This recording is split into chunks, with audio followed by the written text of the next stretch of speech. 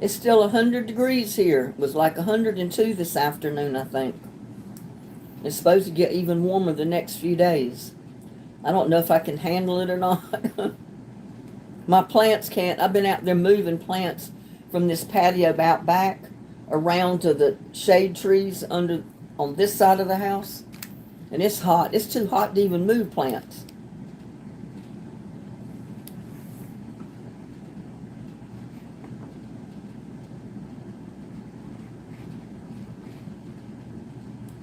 I don't know when this triple digit weather is going to break, because it seems like for the next 2 weeks, every day the temperature is going to go up one number. It's going to be like 102, 103, 104, 105, 106, 107, with no relief in there, no rain, no nothing. For the next 2 weeks, it looks like.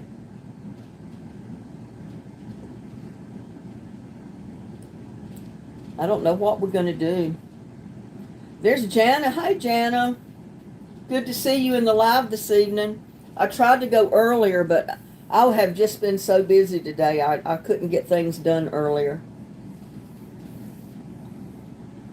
So here I am at 7:30. It was close, though. And there's Shatika. Tamara Angling, hello. How are you? Staying cool, I hope. I'm doing my best to stay cool in this 102 degree weather. And like I was telling everybody, it's going to get hotter. It's going to go up a notch every day for the next, like, almost 2 weeks. It'll finally gradually hit 107 before the 2 weeks is up. No rain, no chance of rain. And my poor plants, they were just burning up over here in the evening, because they get the hottest part of the sun during the afternoon and evening. So I was out there moving them to the other side of the house to get them under the shade trees. And the temperature is a world of difference between being in the sun on that side and being on the shade on that side.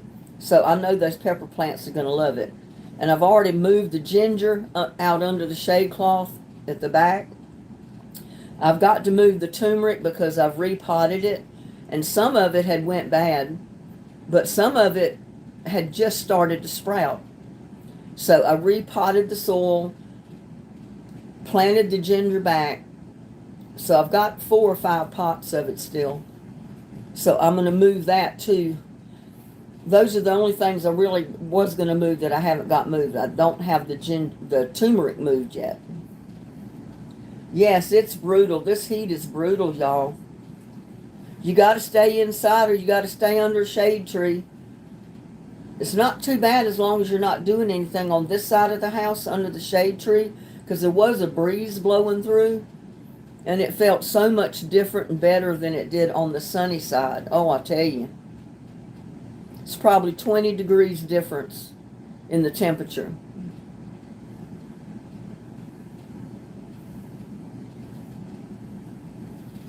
And I didn't want to get my oven going, so I got me another quick meal. Y'all see that in the morning? Because somebody said, can't you come up with some meals we don't have to cook? Well, other than a sandwich or a salad, no. And I don't want to eat just a sandwich and a salad every meal. But anyway, I fixed a good meal for myself this evening. I did a video. Y'all will see it in the morning.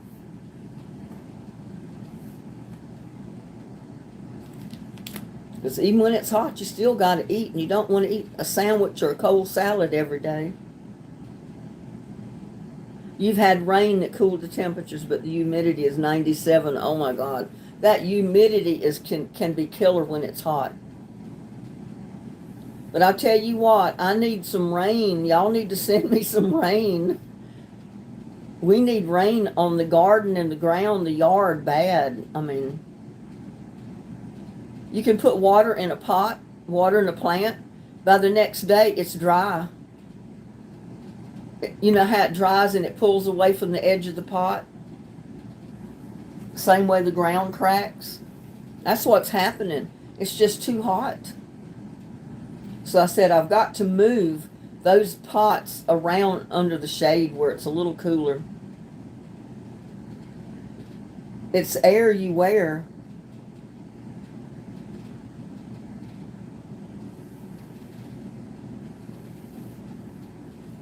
There was a company that was supposed to send me a cooling vest, and they never did. I don't know why they never sent it. But I had companies sending me stuff left and right just to do a video. And that was great. You know, I was getting free merchandise because, you know, I couldn't afford to buy that stuff. And then I had this one vitamin company contacting me, wanting me to buy the vitamins and then do a video with them. And then later they would refund my money, but I said, no, I can't do that. I take vitamins, but I'm not buying vitamins to do an ad, you know, to do a video for you. And then you refund me the money later. I mean, that doesn't make sense. So she didn't contact me anymore, and I'm not doing the video.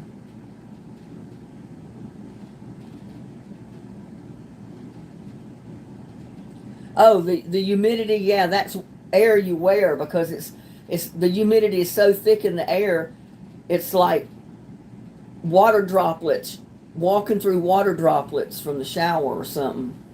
I know it gets that way in North Carolina. You step out your front door and it's like walking into a steam bath. It's like walking out in a sauna because the air is so thick with moisture, it's like you can't hardly breathe. But it's great for your complexion.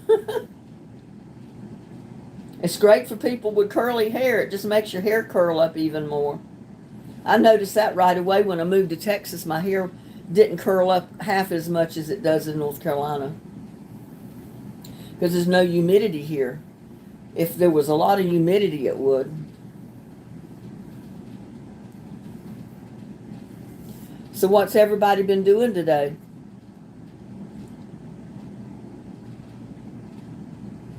Tamara, did you ever get that robo cleaner floor thing that I sent out? You never said whether you got it or not.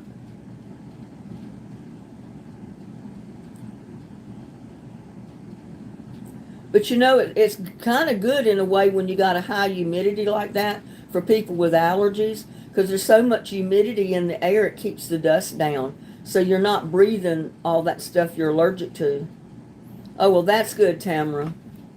I got to thinking about that the other night when you were in the chat, and I said, well, I don't remember you ever mentioning that you got it, so I'm glad you did get it. Have you tried it out? I've never used one of those, so I don't know anything about them.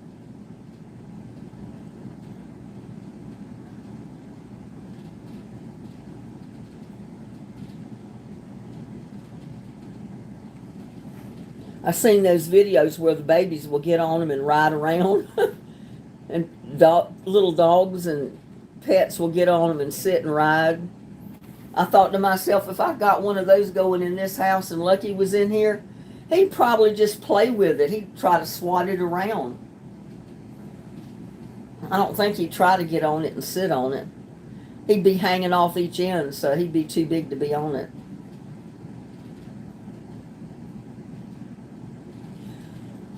Oh, me. I get busy. I've been up since like daylight this morning. There was stuff I had to do, and I wanted to get some done before it got so hot. And still, I've got so much to do. I never did get all the cow manure to my plants. I got to finish doing that. I got bags of it in the car. I got to get it out, so it's still in the car. I went from not being so bored that I couldn't find anything to do but clean house or cook.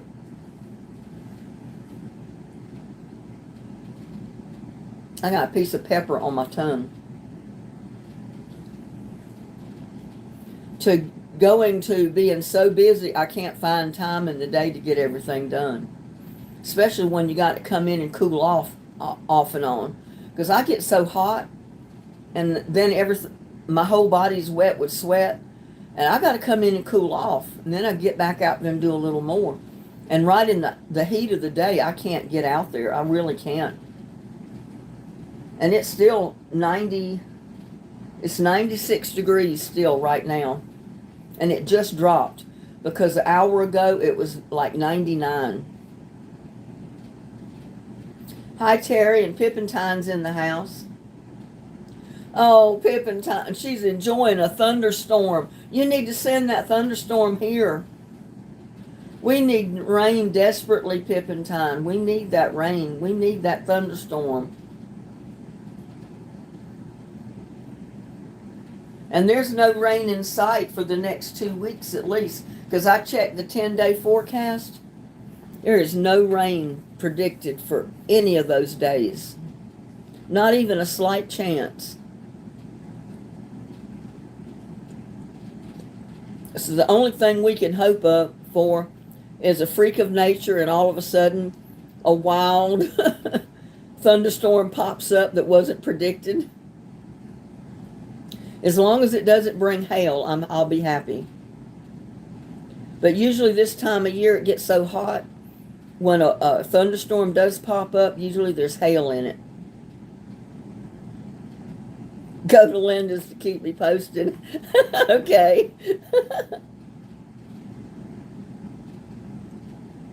Terry said she's had an interesting day. What kind of interesting day have you had, Terry?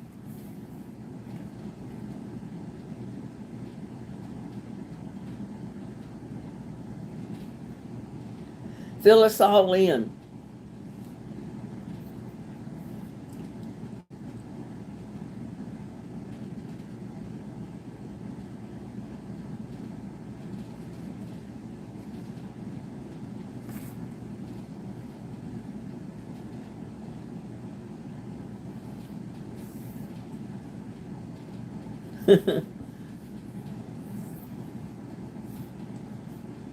Well, I hope that thunderstorm pays attention, Pippintine, and heads this way.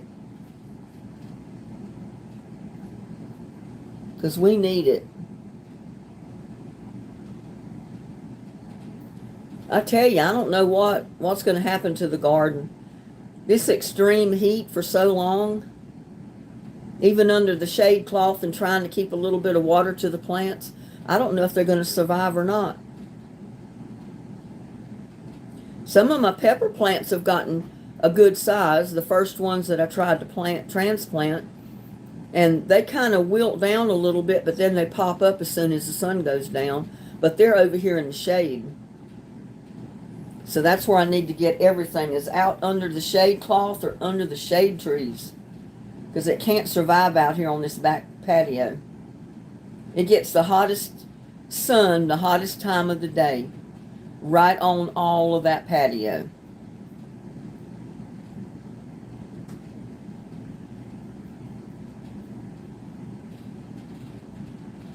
She got a call to tow one of these septic pump trucks. It was a mess. I had yesterday tacos painted on the side of the tank.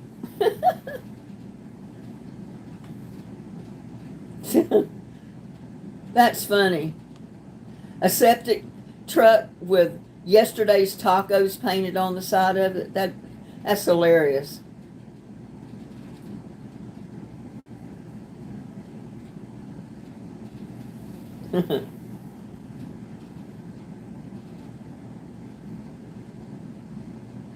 Well, I made a trip to Dollar Tree because I needed to pick up a loaf of bread, for one, and I wanted to get some little aluminum pans.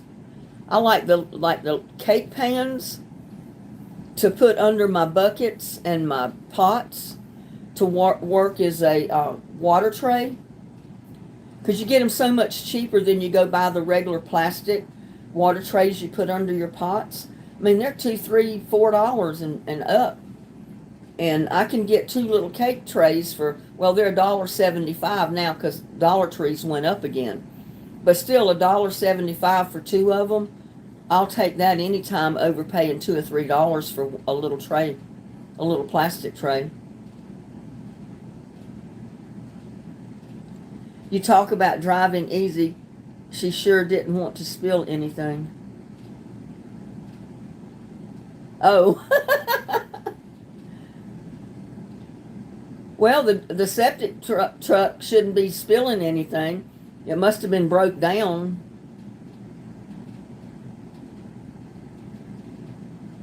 But I definitely wouldn't want to be spilling that on the highway. The world is crazy. Oh, I know it. The last time I went in there, the little cake pans and pie pans, the tins, they're like taped together two to a package. They were $1.25, and then the sign today said $1.50. But when she rang it up at the register, it was $1.75 for them. She said everything's going up. I said, you got that right. I said, if the prices keep going up, I'll have to sell out here and move because I won't be able to afford to live here. And I've got everything paid for. I don't know what I'd do if I had to make a house payment or a car payment. Yep, it could turn into a mess real quick, Terry.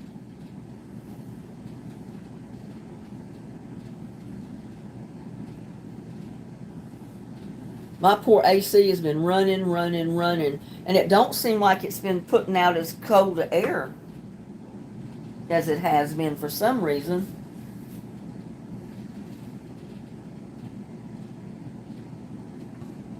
I mean, it's cold air coming out of the vent down there. That's what I was doing. I was feeling the vent. But it seemed like it's not as cold as it was. Maybe it's because it's just so blasted hot.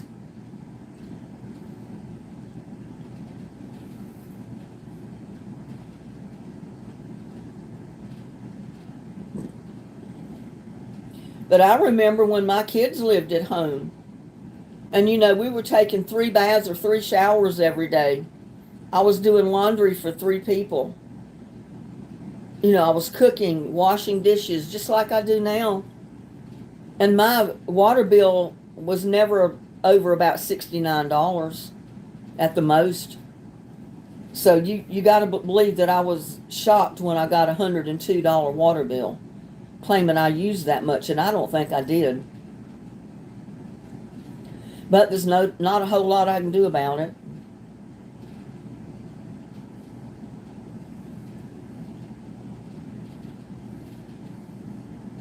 Yes, I've got new filters in my AC.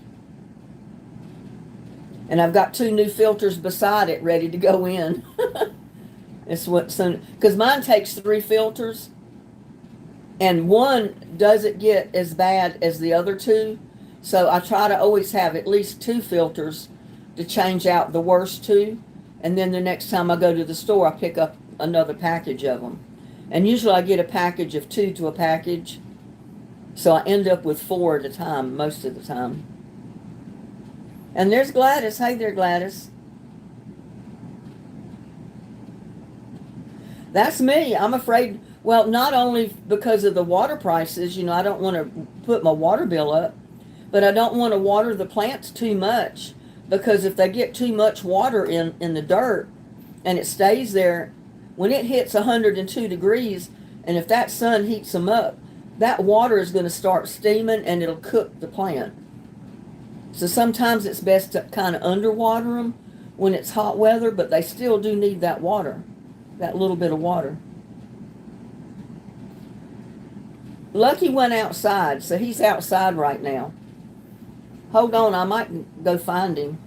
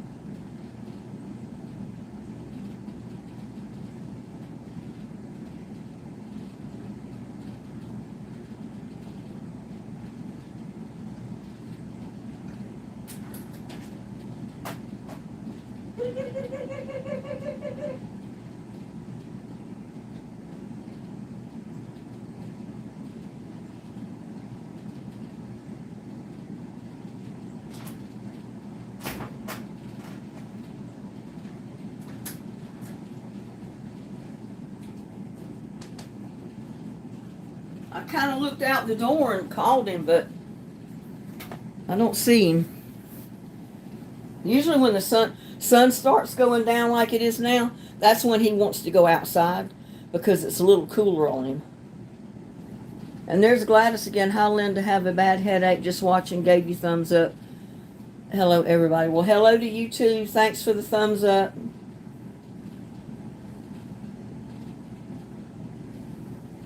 Yeah, he always likes to go out when the sun starts going down because he knows it's cooler. He stays in all day, usually. He's been in here off and on most of the day today because it's just too hot for him out there. I didn't check out the back door, but usually if he's at the back door and he hears me at the front, he'll come running.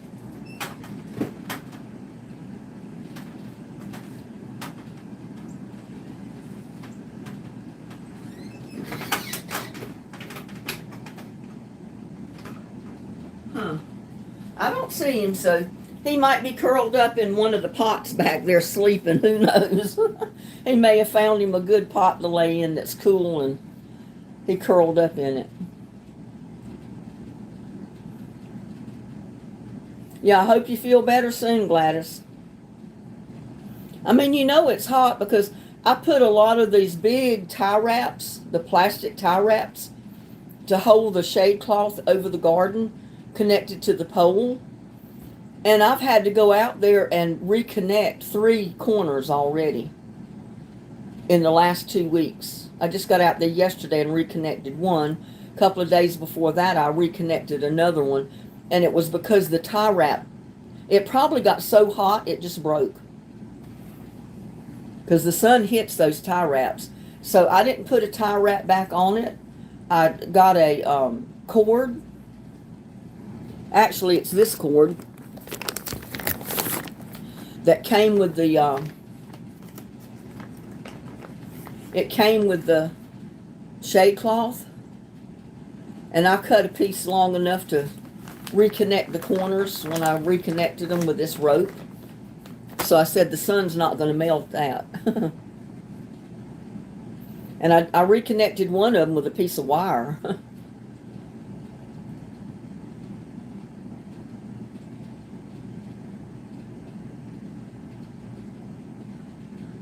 Might be clawed up. What do you mean clawed up?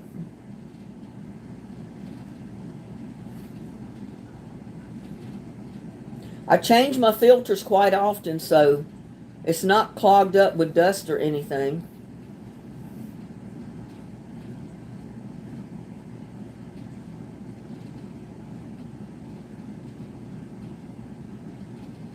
I don't know what you mean by unclogged. It was clawed up.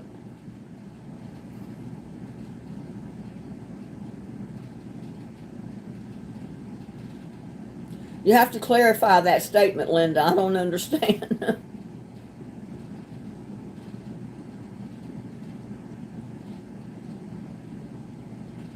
There's plenty of air coming out of the vents. It just don't feel like it's as cold as it used to be. There was one time I'd just sit here and be cold. But it might be because it's just so hot. It seems like it's not colder in here. Clogged up. I don't know where it could be clogged up at.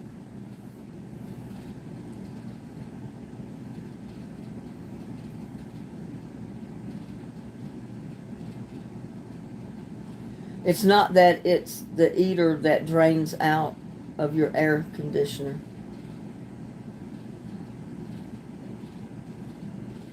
Huh. I don't know about all that.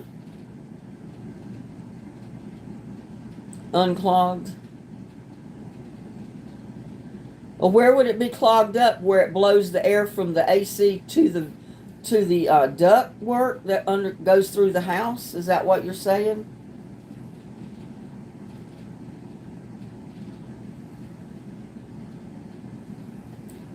Mine just never turns off after 1 o'clock. Frida says she's getting ready for bed. You're an early bird.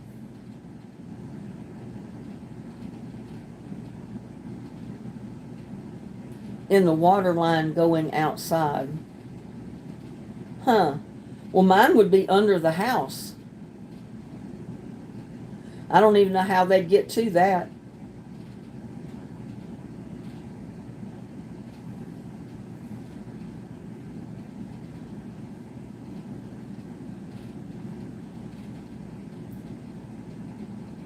Not just a filter in the water line from the air conditioner.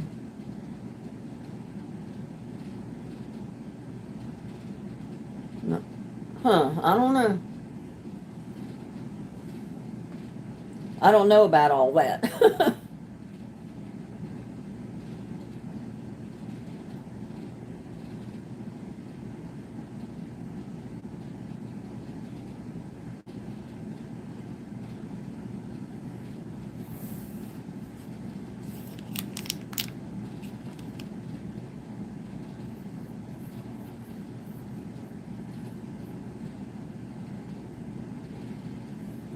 Where your air is with filter. Well, I've got 3 filters on the door where it pulls air in from the house that it blows through and puts it through the vents. The condensation drain, it's underneath. It's underneath the whole unit, under the floor.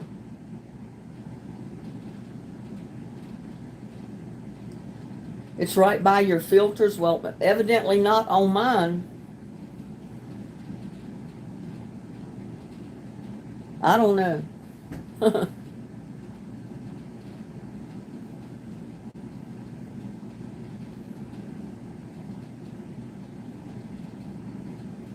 Condensation drain.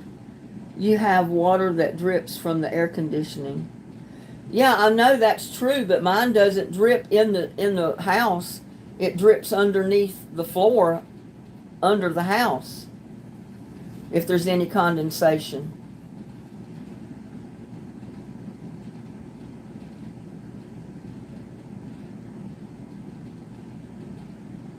Yeah, the outside unit's running fine, the compressor.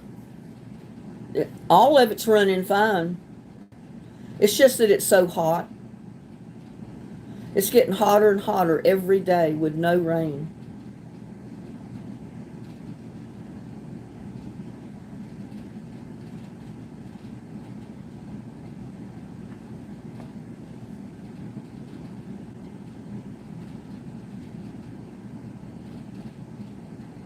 Huh, I don't know. I don't know anything about all that. If it gets any worse, I guess I can call a guy that I know that he's got a company out here that that's all he does is AC and heater units. I've never had it cleaned. I had a new furnace, a new central air and heating unit put in, and I've never done anything to it but replace the filters in the door. Nobody ever mentioned anything to me, even the guy that sold me the unit, the ones that hooked it up, nobody ever said anything about having to service a water condensation line.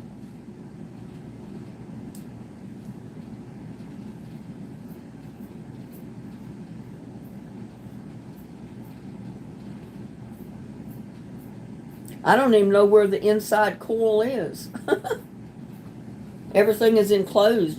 There's nothing out in the surface where you can see anything.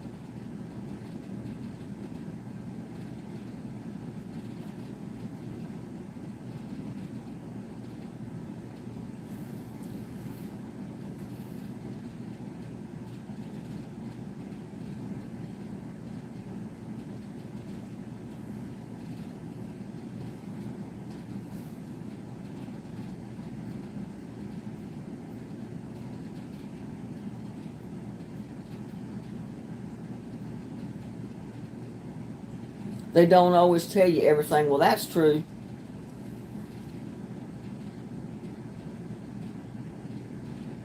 I think if your drain is clogged, you would have the water backing up in your house. Yeah, but see, I don't have any water backing up in the house. Yeah, it's just too hot outside. The AC does not turn off. When it hits 1 o'clock in the afternoon, the AC does not cut off until about 9 or 10 o'clock at night. And then it'll start cutting off and then coming back on. But from like 1 to 9 or 10, it runs steady, just like it's running right now. Like I said, this is it's not that old. It's not that old a unit. It's a brand new unit that I had put in this house. I don't remember the year I had it put in, but it's not an old unit.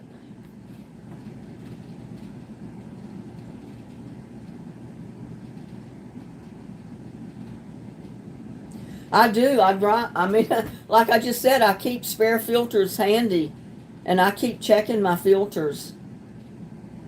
I always keep my filters clean, keep them changed out.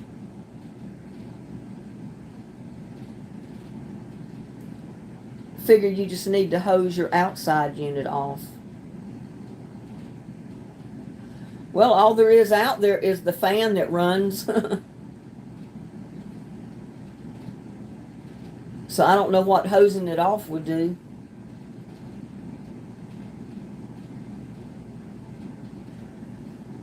Like I said, I've never had it serviced.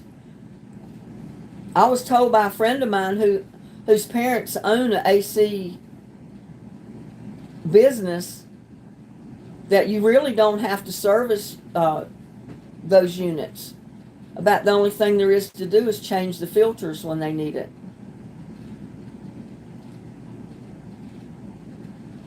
Probably something like that, MT. Well, I can't see under the house. I don't know what's under there. I've got rock underpinning and metal underpinning on part of it, so you can't see under the house. I don't know what's under there.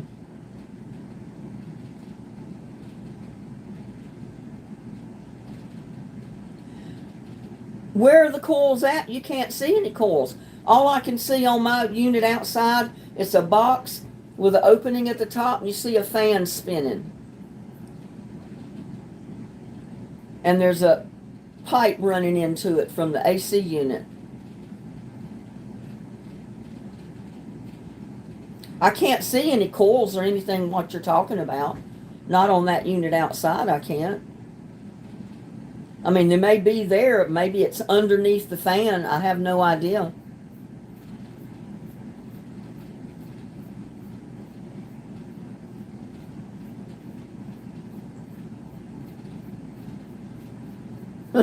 I'm not going to get out there and spray it now with it running.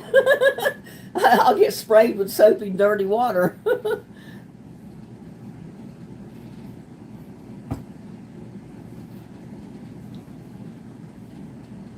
The coils are just behind the sheet metal.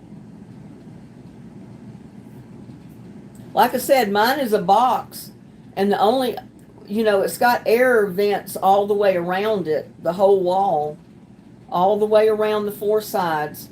You can't see in it, and at the top it's open in a round circle, and all you can see if you look down in there is that big fan that spins. You can't see anything below that.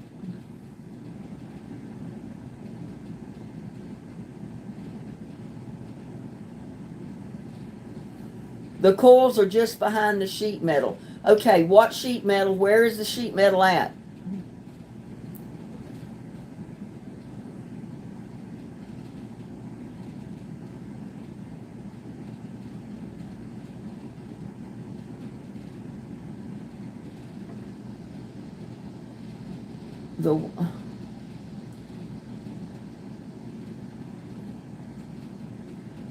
I had water puddle in my garage. Forget that part about the fan. I started reading one comment and it disappeared.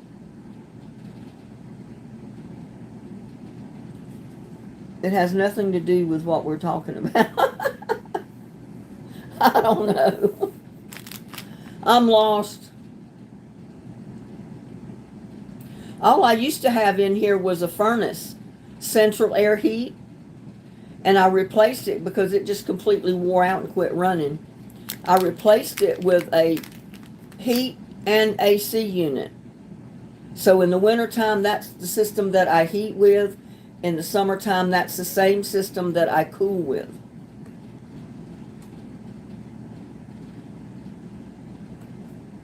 Yeah, I'll have to do that. AD 444. I'll have to put up a video on how to clean coils.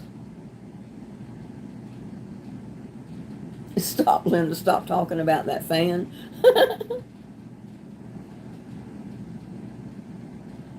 Huh.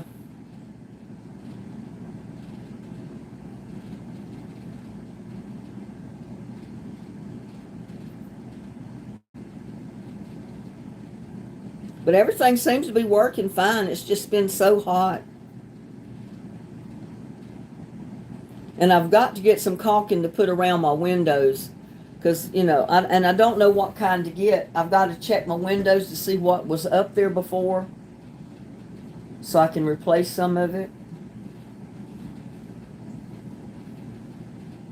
A friend of mine said they replaced theirs. And she said, now I get freezing cold when the AC unit's on, and then I get hot in the winter when the heater's on. I said, we probably shouldn't have done all the windows.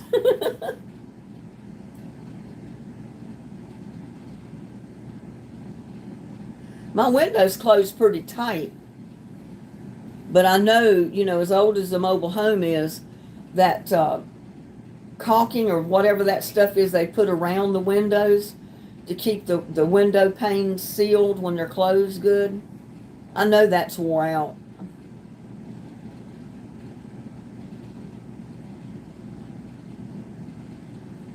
I haven't said any more about the machine with the fan. Been talking about other stuff. You're behind the times.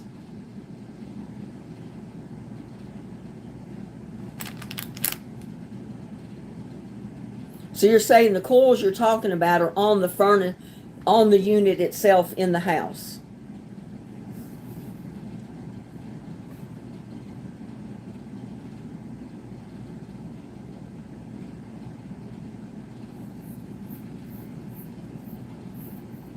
Yeah, I'll pull up a unit on it, a video or something, and check it out. I don't know what the temperature in the house is. I haven't checked the thermometer. Let me see. Oh, and I don't know if the thermometer's accurate. Oh.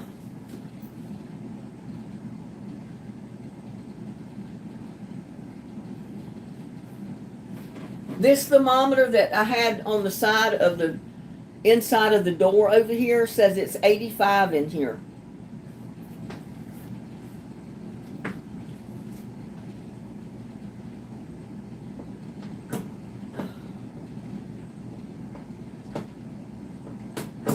Now I can't get it hung back up. I don't know if that thermometer's accurate or not. It's been here a long time.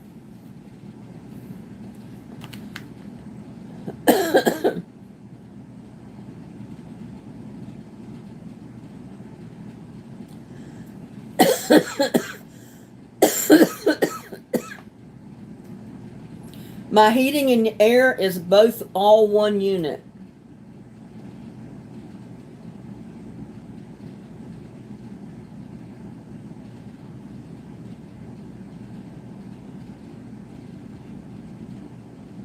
No, I don't have PVC around my air conditioning. My air conditioning is in the hallway in a closet. It's an upright, tall unit in there. It's a gas furnace and AC unit combined. Or heat pump or whatever they call them. I don't know. Hi there, Linda Lou. You got a new nickname.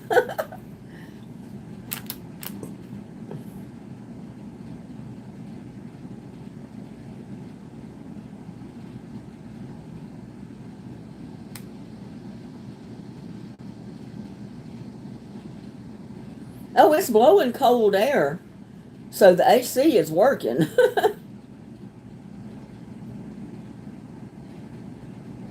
If the AC wasn't working, it would be blowing hot air. It's blowing cold air.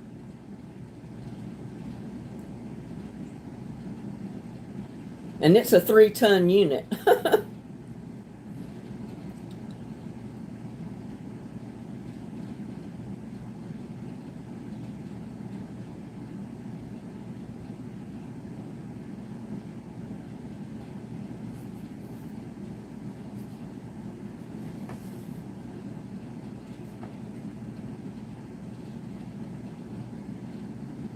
She says mine too. Yeah, I'm putting my foot over the vent and it's cold air. It feels like the air's coming off of ice. It's cold air. But it's just been so hot outside. The poor AC can't keep up with this heat, especially when this house is not well insulated like new ones are.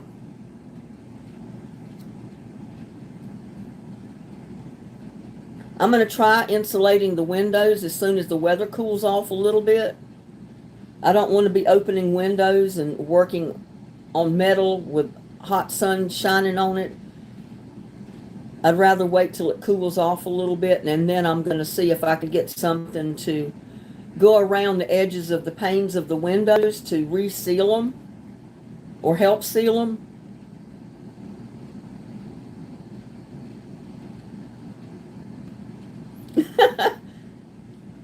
Good Morning Vietnam with Robin Williams.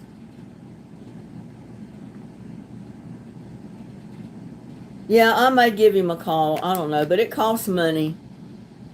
You know, you just can't call him to come out and check something without paying, so.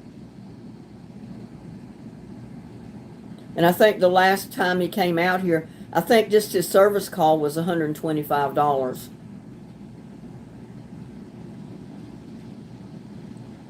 Yeah, but it's 100 degrees outside the door.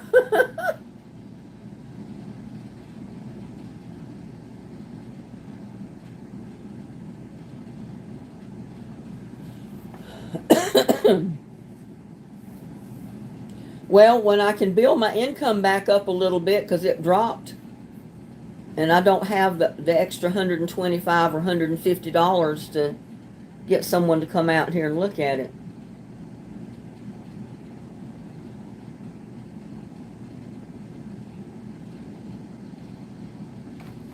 I don't need a fan to blow on me.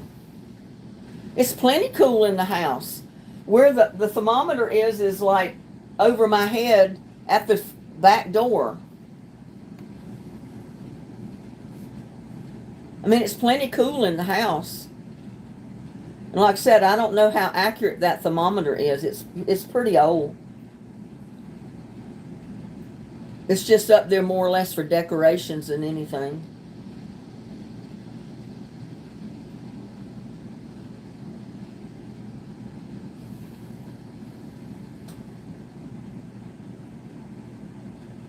lay the thermometer over the vent. Okay. Oh my gosh.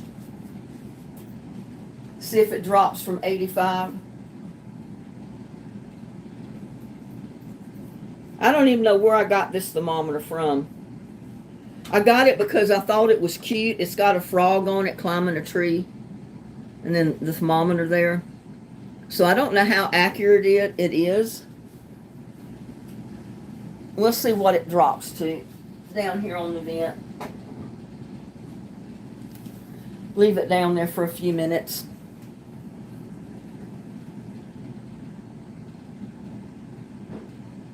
If it meets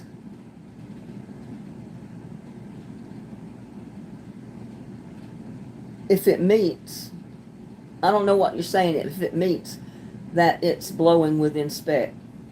So what do you mean if it meets? Meets what?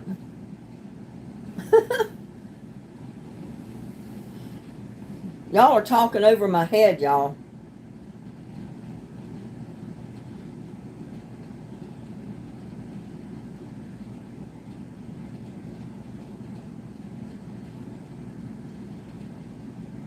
You need to invest in a new one. Why didn't you get one with your new? They don't give you thermometers with your air conditioner. I mean, I've got a control on the wall back there, but it doesn't give you the temperature that it is. It gives you a temperature that you can set it at. Angel is in the house. Welcome, Angel.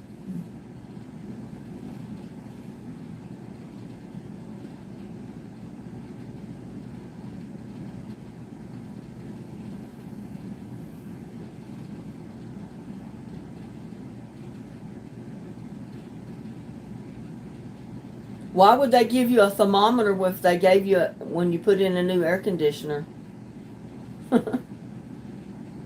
I didn't know any of those service guys gave you a thermometer with a new air unit.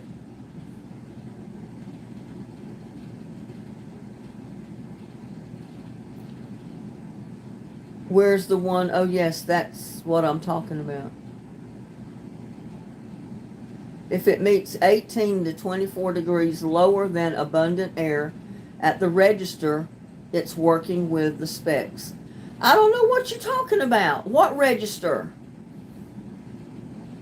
I don't have a thermometer on the wall back there with the control. It just has a deal where you can set it to what temperature you want it to be. It doesn't tell you what temperature it is in the house. It's not one of these new computerized units, y'all.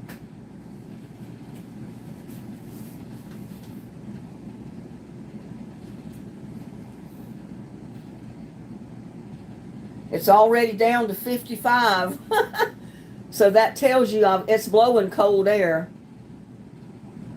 I've got a thermostat. And you can set it at the temperature that you want it to be. But then later it's not going to tell you what temperature it is in the house.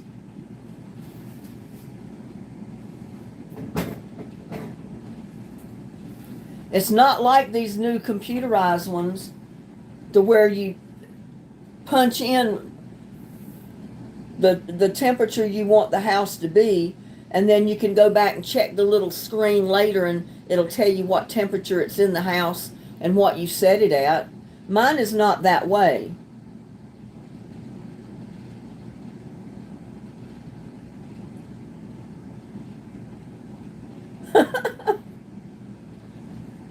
I'll take the camera back there and show you exactly what I'm talking about.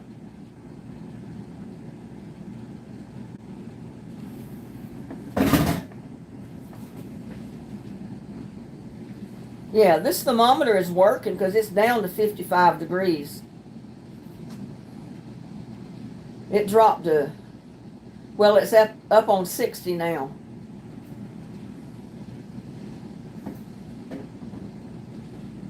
But it is dropping.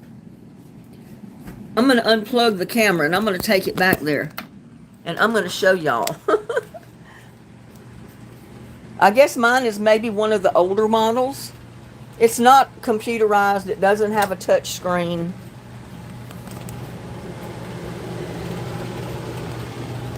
There's my controller. If I can get it on camera. See this lever up here? You can set it to the temperature you want the house to be. But then you can't punch in anything to see what temperature the house is actually at. Now, does that make sense? There's no little digital window there. There's the controls at the bottom.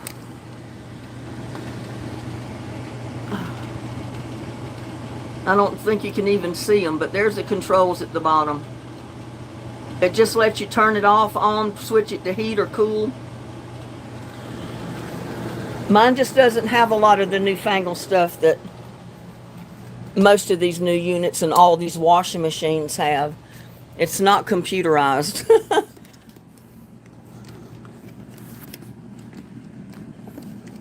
And there too, again, I had to get a unit that would fit in the closet back there. It had to fit where the old one was, if that makes sense. I had to plug my camera back in. I keep kicking my thermometer. Oh. Yes, back down to 55. And you can't see it. But it's down to 55 from where it was. It was at 85, so.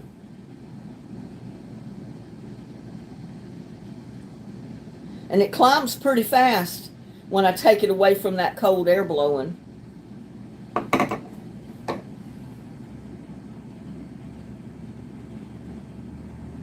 Exactly.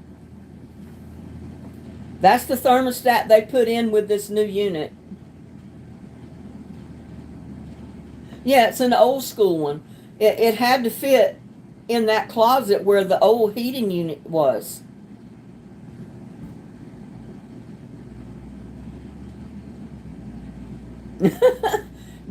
Put your thermometer back on. Yeah, I just bought that thermometer years ago because I thought it was cute.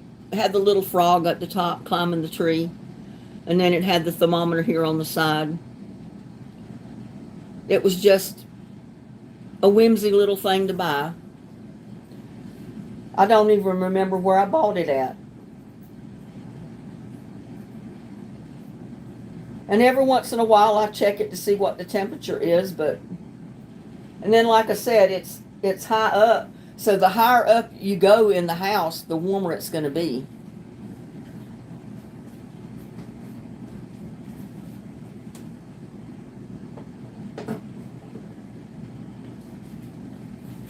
I know some of these new computerized type digital furnaces and AC units in these new homes, they have like a digital pad, little viewing window on the wall where you can punch in what temperature you want the house to be, and then it'll show you what temperature the house is actually in. Mine doesn't do that. Mine's old school. What do you have it set on? It's set on the floor. What do you mean what the unit is set on?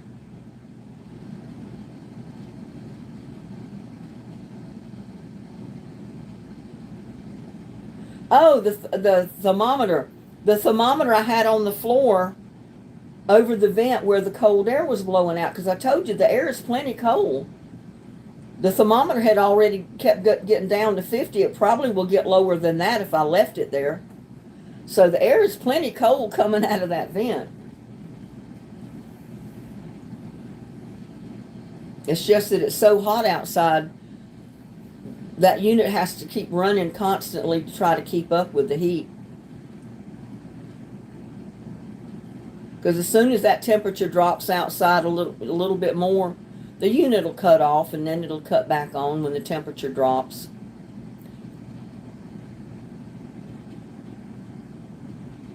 I mean, I've got it set on like 79. So if it's 85 in the house, you know the unit's going to run and keep running.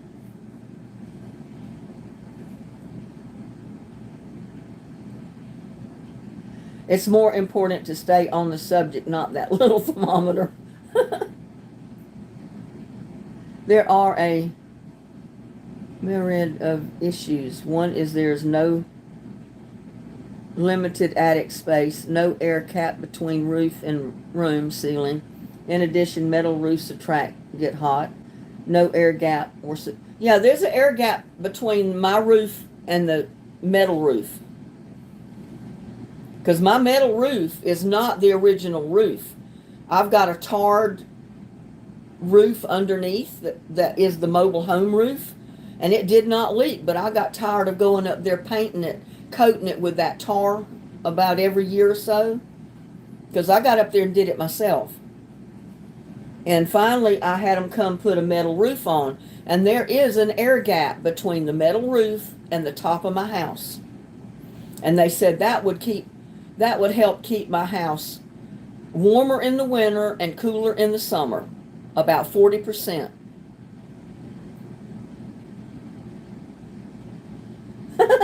You think Linda might need a drink? But we all know mobile homes, especially the older ones, are not insulated like the new ones. the new manufactured homes or the new brick homes, and it's not going to hold the heat or the cold as well. But my friend said that they thought they had to insulate the walls and they had to do all this stuff. And she said, come to find out, what made the biggest difference in their mobile home was when they re-caulked the windows or re-put that strip around the windows. To when the windows were closed, you didn't lose hot air or you didn't lose cold air from inside. She said that is what made the big difference. She said everything else they did didn't matter to beans. But when they re-caulked the windows and sealed the windows, she said that made the biggest difference in the world. So that's the reason I was thinking about doing mine.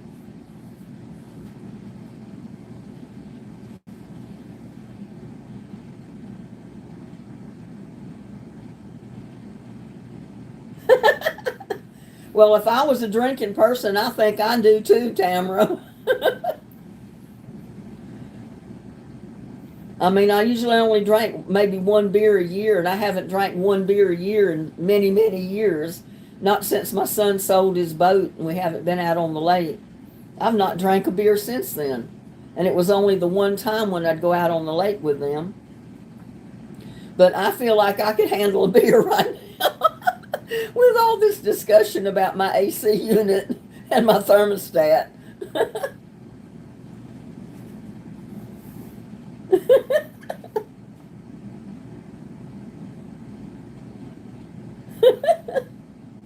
We all could use one. Only I don't usually drink. I don't have beer or anything like that in my house. I got lemonade.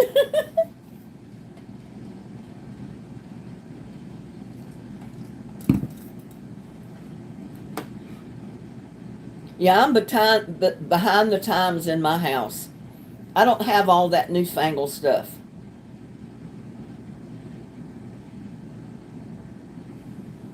I wouldn't brag about that. Wouldn't brag about what, Tamara Douglas? Oh, okay, for traveler. Tamara Ameling said, Terry, you fly, I'll buy. Hello, Rodney.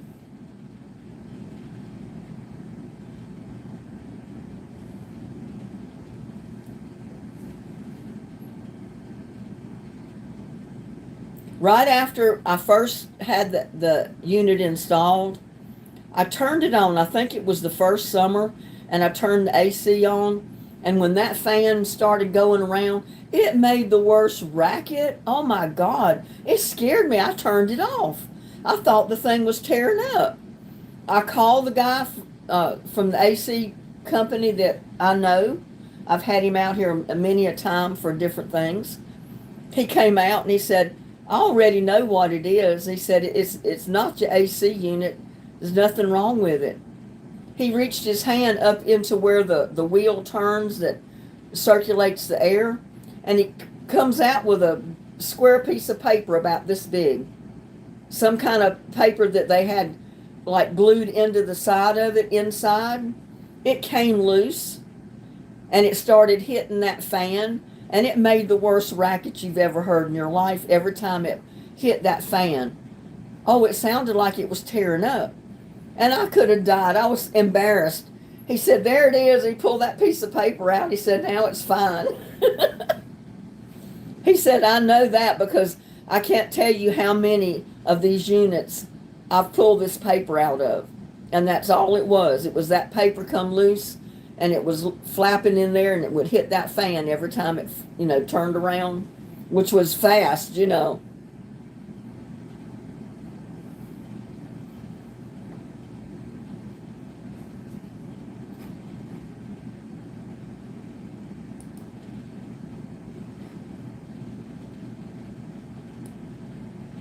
I think that was the last time I had to get him out here, was when he did that.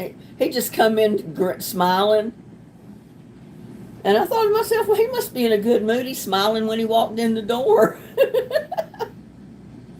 And I started telling him, I said it was making the biggest racket. I said, I thought the whole fan was tearing up.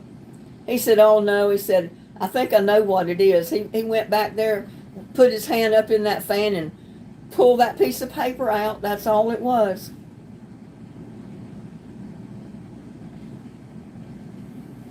I told you I usually keep it on about 79.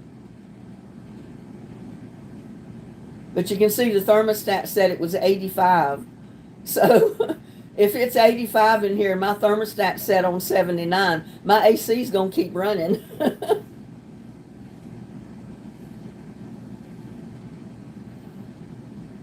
I'd have to turn it up to 85. I don't think I want to be in the house when it's 85 degrees in here. I mean, I used to keep it warmer in here than it is now,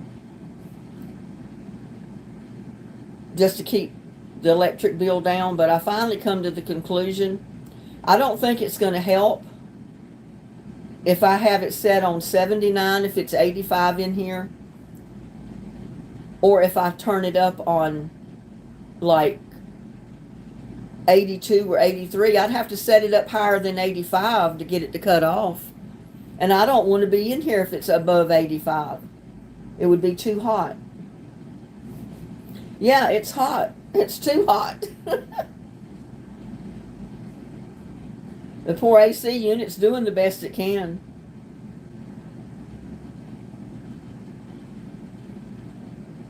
And like I said, every day it's going to get hotter.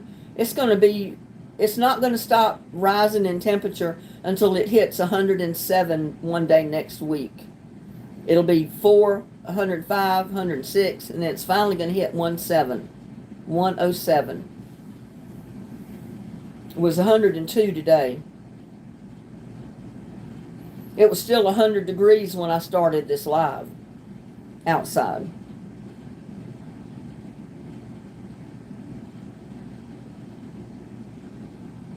Well, see, I keep mine on about 79. That's warmer than what you keep yours set at. 76 is colder than what I set mine at.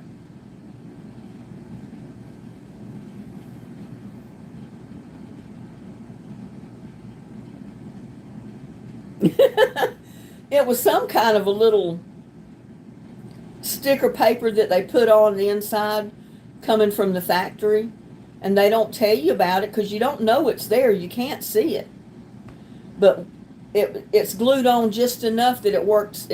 In time it comes loose, and it was about the size of this tablet paper when he pulled it out. But there was one end of it still attached to the side of the case. And this part was hitting the fan every time it would spin around. So see there, it was making that kind of racket. Only faster. And it scared me. I thought it was tearing up. So I turned it off. And I called him. And he'd come in the door laughing. He said, "I know what it is." I said, "Really?" He said, "Yeah, I can't tell you how many calls I've gotten for this very thing on the new units."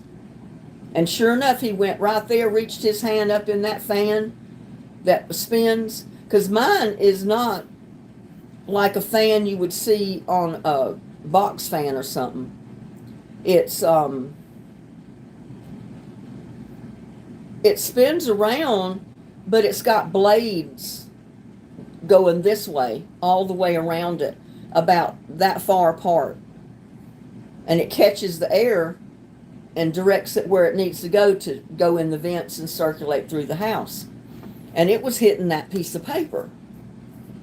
But yeah, he reached his hand up in there before he turned it on, and he said, "Let me check before we even turn it on." He said, "I don't think I even got to hear it." He reached his hand in there and pulled out that piece of paper. He said, "There's what was causing the noise." I said, "You got to be kidding me." He said, "No, that's all it was." He said, "I can't tell you how many calls I have gotten. And when I go out and check, that's what it is, that piece of paper that's stuck to the inside of it."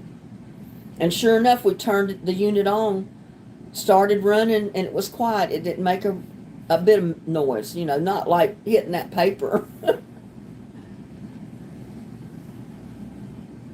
I said, "Oh my goodness, I feel like a fool."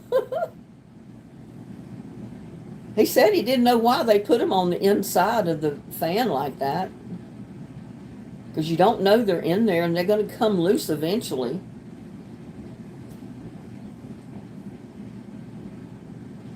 $38.53. Oh, that's Linda.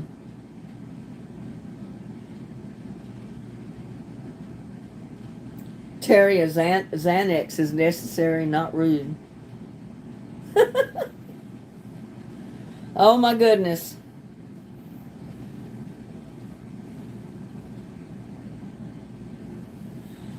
Oh me. Whew. I'm gonna go out there in the morning when it's cooler, because it's still so hot out there, but when it's still daylight. I got all those pots moved that I could move, but I still got the ones that I replanted turmeric in that I told you about. You know, I didn't understand why the turmeric wasn't coming up but in one pot. And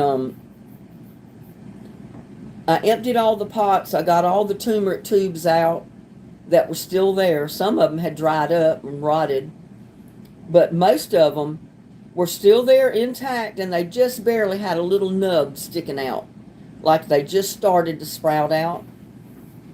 So I mixed up more dirt with some cow manure and stuff, you know, really enriched it good, and then replanted the turmeric. And now I need to move it under my shade trees back here. And I think it'll have more of a chance of coming up to get it out of that hot sun on this side.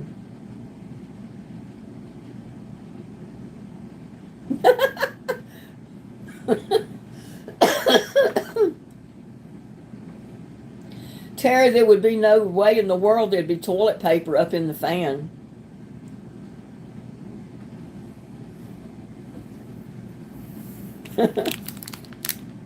My unit opens to the hallway. It doesn't open to the bathroom.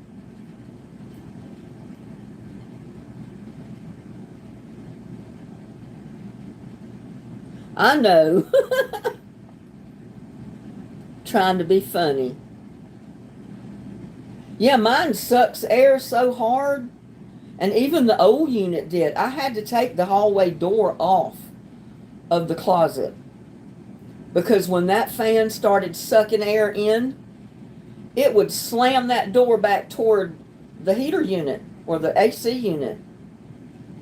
And when the fan would cut off, you could feel it release it, and it would go back. So I got tired of hearing it like that. So I took the door off, and I put the door in the shed. I said, that way if I ever want to put it back on, I've got it. But I said, there's really no need to have the door on there. The closet is open to the hallway. It's not open to any other room. So it doesn't hurt to be able to see my AC unit and heating unit from the hallway. It's brand new. It looks good. So Cold Hard Toronto. No, he's still outside. He's enjoying the cooler temperatures outside right now. He'll probably come in a little bit later, because I've looked for him and I don't see him anywhere. I think he might have went out there and got in one of those pots or buckets that doesn't have anything planted in it and laid down, because he'll curl up in the top of them and go to sleep. Hi, Debbie. How's Debbie doing?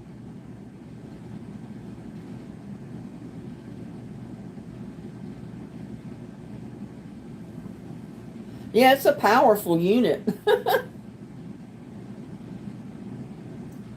I think my mom, at her house, her new house that she had built before she passed away, they only put like a 1-ton unit in there, but it was well insulated. She didn't need a real big unit. Mine is a 3-ton. And Miss Elliott, her and her husband owned the AC unit, and I was friends with their daughter because I've known them for years. They're the ones that put my unit in. And Nita, her daughter, asked her, said, why a 3-ton unit? That's awfully big. She don't need a 3-ton unit. She said, yes, she does, because it'll run enough to keep that house cool, and it'll be strong enough to withstand running that much. If you get a smaller unit, put it in, it'll run it to death. But she said that big unit is strong, sturdy, and it will last. Because these mobile homes are not insulated like a brick home or some of the new manufactured homes are. And it's hard to keep that cold air inside. And it's hard to keep the hot air from coming in. That's why it keeps running and running and running. It'll turn off pretty soon. It's almost 9 o'clock, so about another half hour or so, it'll turn off.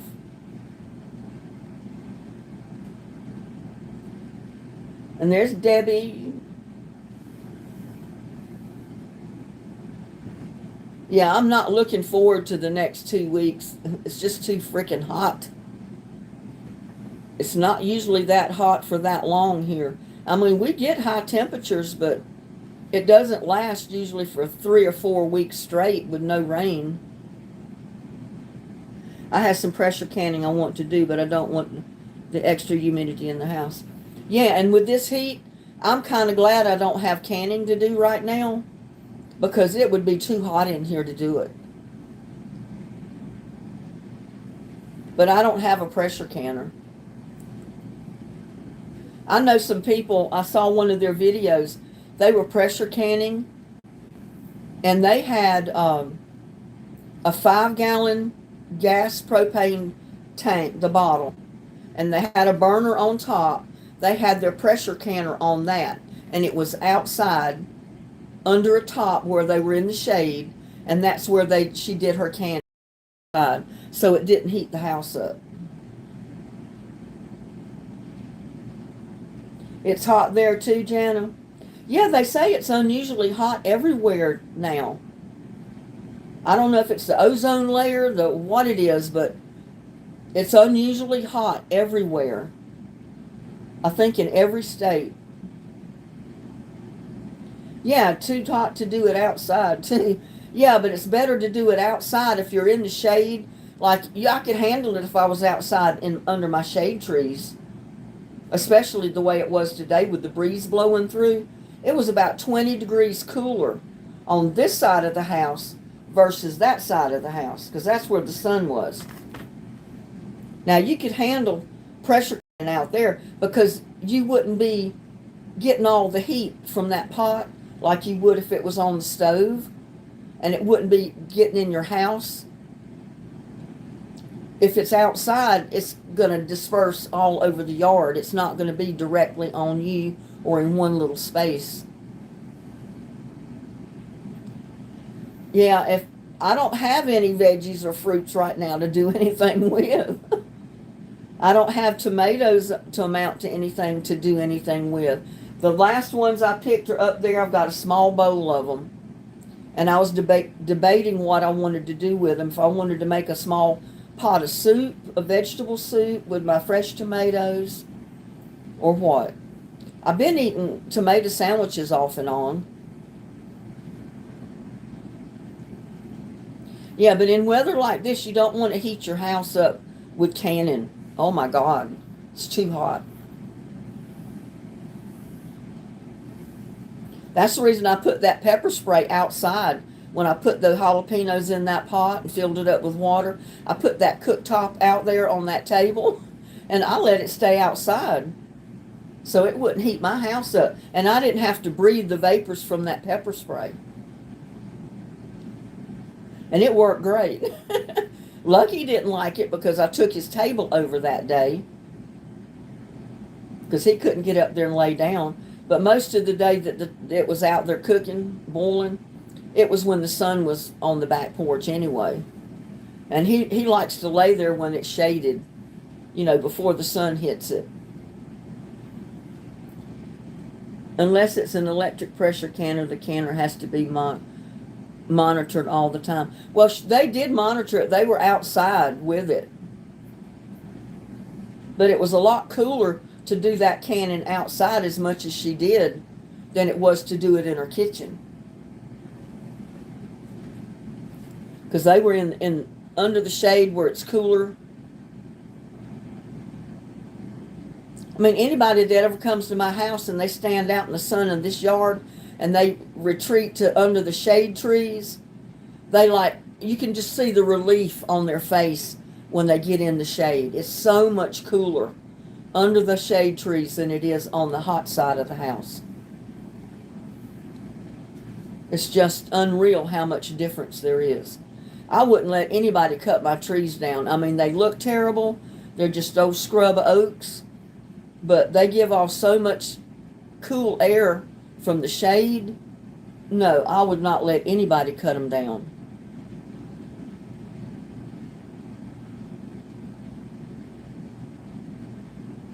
Yeah, even the electric ones will put out a lot of steam, but it's better if you got them outdoors. You don't have them in your kitchen. And it was making me sick breathing that pepper vapor that was coming from the pot when I was boiling those cayenne peppers, because I did those in the house. And I said, not next time. I took my cooktop that was sent to me from that company, Aim Chef, I think it was, and it wouldn't work.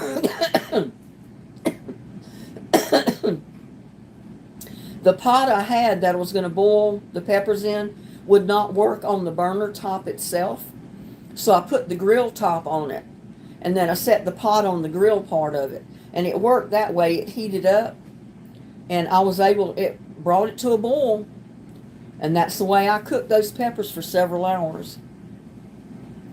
That was so much better than trying to do it in the house. I didn't have to breathe all that.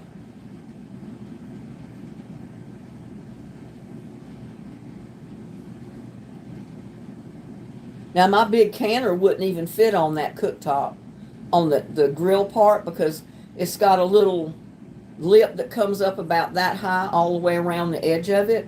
And just luckily, my pot fit inside it on one end. So it worked great. It heated right up and kept it boiling.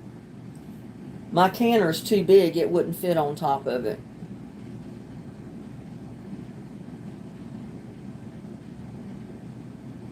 And I think if I started canning where I'd have to be out there too at any length of time, I'd put it on this side of the house under the shade, on the picnic table, under the porch top. That's where I put my dehydrator when I dehydrated basil and rosemary and different things. I put it out on the table, plugged it in, and all that smells went all over the yard and down the neighborhood. It didn't come in my house.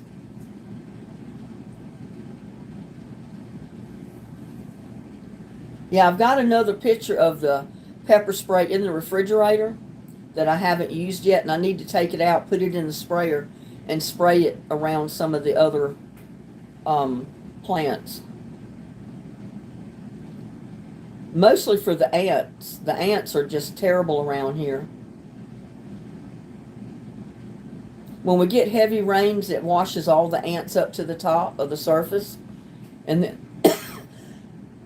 then they invade your yard.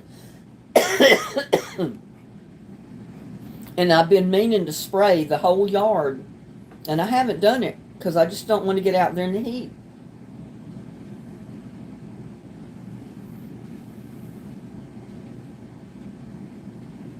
I've never had a pressure canner, and I've never had an electric canner. I've only used the big pot canner with the lid and put my jars in it and leave them in boiling water for the length of time they need to be there. I know there's a lady that lives down toward the lake here where I live, because I was down at her house one day. I don't remember why I was even there. She was canning that day, and she had a pressure canner, and she was canning carp.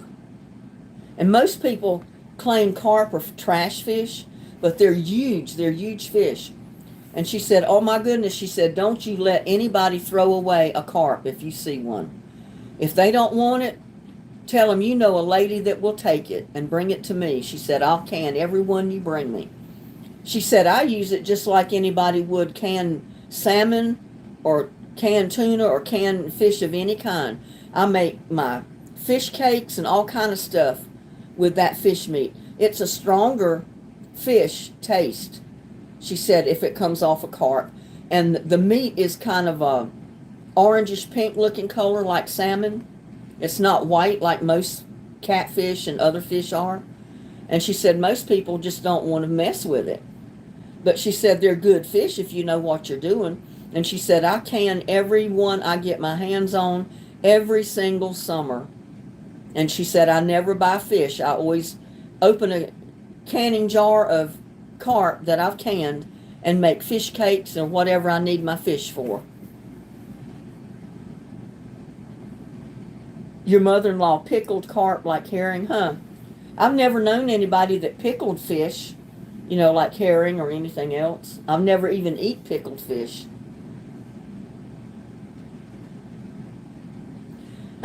A commercial just came on and told you what you needed to do if you had a gas leak. Only gas leaking around here is Maxine when she decides to get into the Raisin Bran.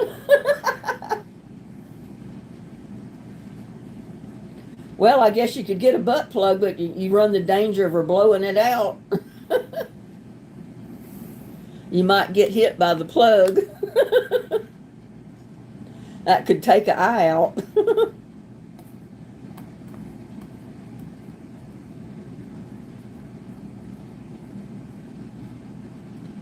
I could never use a pressure cooker because I have PTSD from my grandmother's black-eyed pea debacle. Huh? Well, I've blown the pressure valve out of mine one time. I let the pressure build up too high for too long. And I had a spout of pinto bean juice went all over the top of underneath of the hood cover. And then, of course, it fell back down on the stove. You talking about a mess. I had the biggest mess to clean up. But I've never to this day let it get that high of a temperature, that much pressure build up ever again. I've learned my lesson. I don't want to have to clean that mess up again.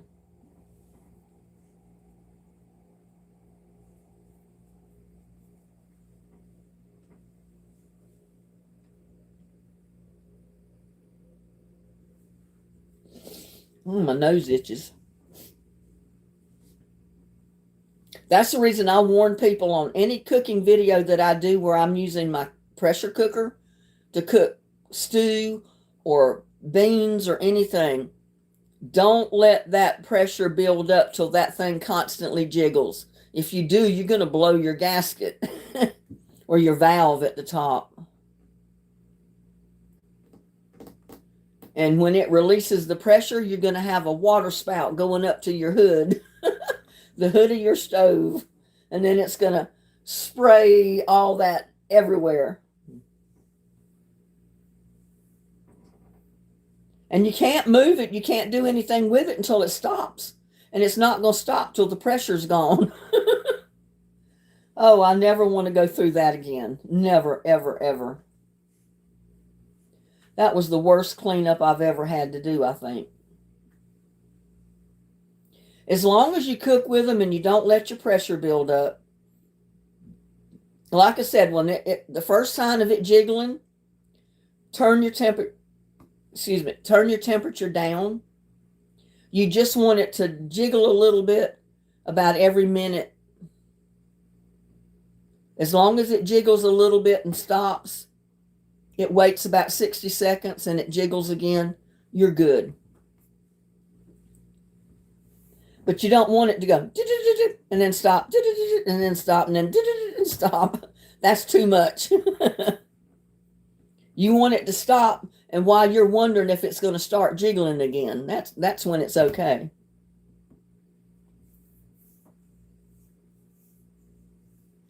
A friend of yours did the same thing with greens. They went all over the ceiling.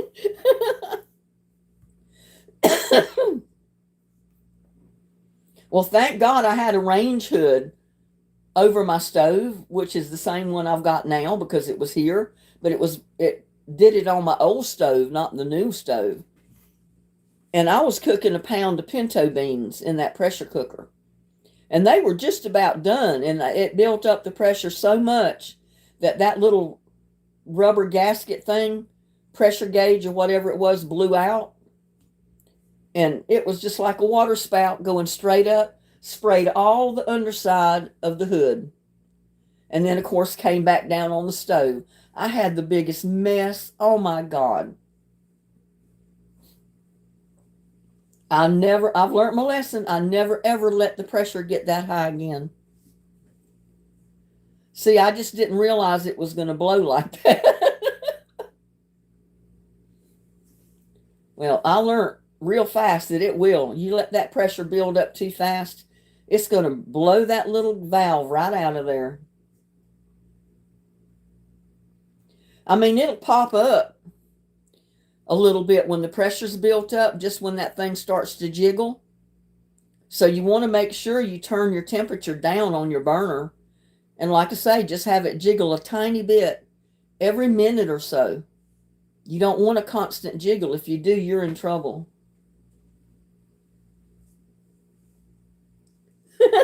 Pinto pens do her the same way. Yep, it sure does. You think you had a busted water line with a water spout.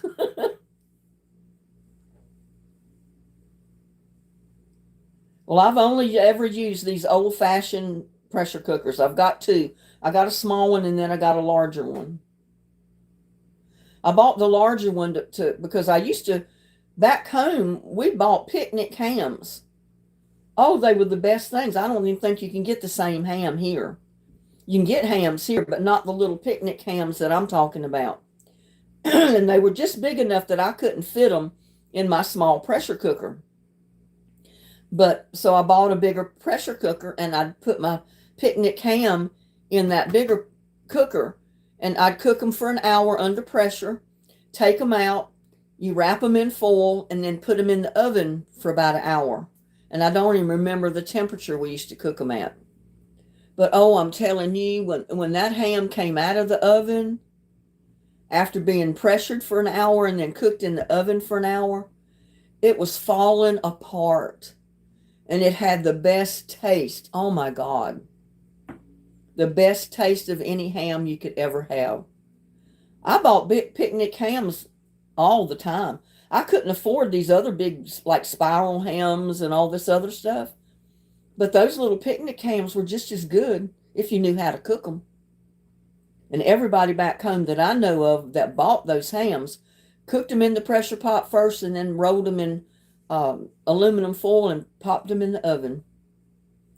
And they were cheaper hams, but they were so good.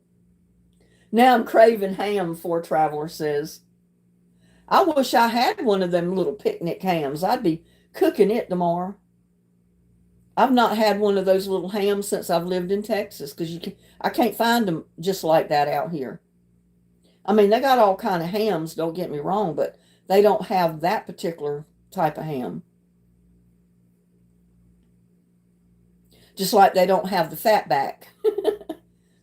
Similar to salt pork, but it's not salt pork because salt pork has a little bit of the red meat in it.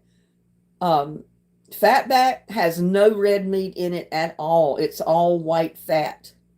And it's been salted. It's solid, almost hard. And you slice it off like you would a piece of bacon. Fry it like that till it's crispy. And I love to eat it. I've made sandwiches with fatback before. Crispy fatback sandwiches. And I always loved it to eat it with my greens because you poured that grease that come out of the fatback into your greens to season them, just like most people do bacon, but it's with the fatback.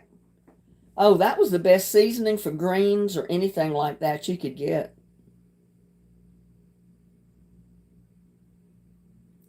Your electric canner is probably 5 years old.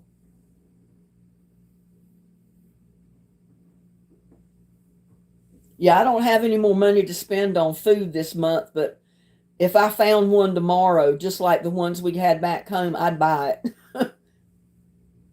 Because I have not had one of those picnic hams since I've lived in Texas. And I've been out here for a long time. I've been here since 1978.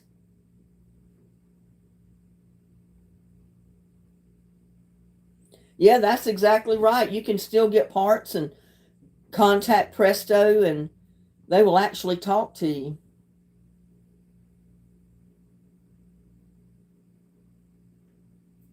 Yeah, where did you get your picnic hams, Linda? I forgot what state you live in. Where did you get your hams at? Those little picnic hams.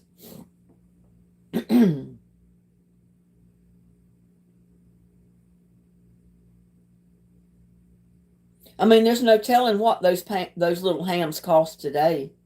I might not could afford to buy one today. Yeah, they were delicious hams. They were so good. Your grandmother washed greens in a washing machine? I've never heard of anybody doing that. Oklahoma, but not anymore. Huh.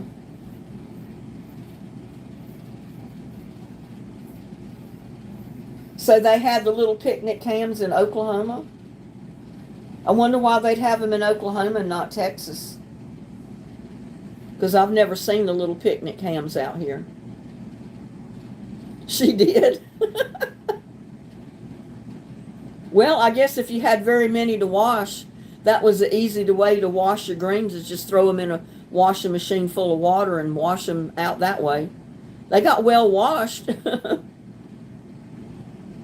Saved your hands and arms too.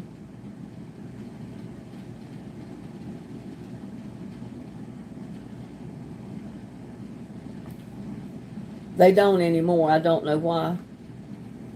Oh, they don't have the hams anymore. Yeah, I don't know either. I mean, I assume you can still get them back home. I haven't bought groceries back there in so many years. I don't know what's available back home that we used to get versus what you can get now or not.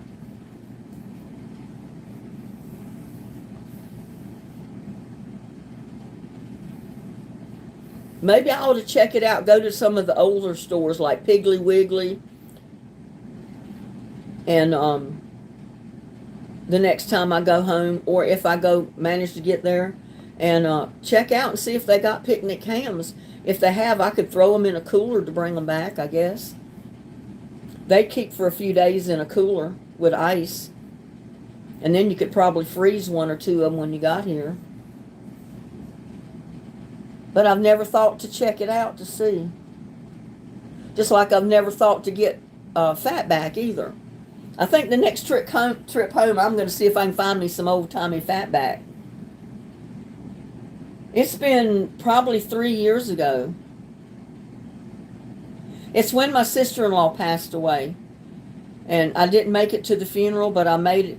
I got to go a couple of days after her funeral, and I met my brother in South Carolina. He drove up there to go to my niece's house, where a lot of the rest of my family had went, and his daughters were there. They always got together there for New Year's and Christmas, and so that year I drove there, and I was going to North Carolina. I didn't leave to go to my niece's house, but I was on the way driving, and my brother called me, and he said, "Linda, where are you?" I said, "I'm on my way to North Carolina." He said, "Where are you? Whereabouts on the road are you?" And I told him. He said, "Well, you're not too far from where I'm at." I said, "What are you talking about?" He said, "Everybody's getting together at Michelle's house," which was right on the South Carolina border. And, I hit that border just as I was going into South Carolina to go to North Carolina. And he said, "You need to go there because that's where Donnie's going to be." He was my brother that his wife had passed away. They talked him into going up there. They wanted to get him out of the house because she died in the house, and it was a big mess. And they just wanted to get him out of the house. And that's one reason he got the new manufactured home. He's got it up on the property that he inherited from his wife's family. And he's going to sell the house they lived in, because I don't think he needs to be living in that house when she died in it. Not under the circumstances, anyway. I couldn't. I really couldn't, and I know he can't. So it'll be sold as soon as he can get moved in the other one. Or he'll put it up for sale. I don't know how long it'll take him to sell it. But yeah, I went to my niece's house that year. My brother was there. Well, the one that his wife had passed away. And then my brother Mike and his wife Barbara drove in from Tennessee. Donnie, my other brother, whose wife had just passed away, his two daughters were there. Um, there was quite a few of the family. I can't remember everybody that ended up being there. Oh, Melissa and Eddie Joe, my younger brother and his wife, and two girls, they were there.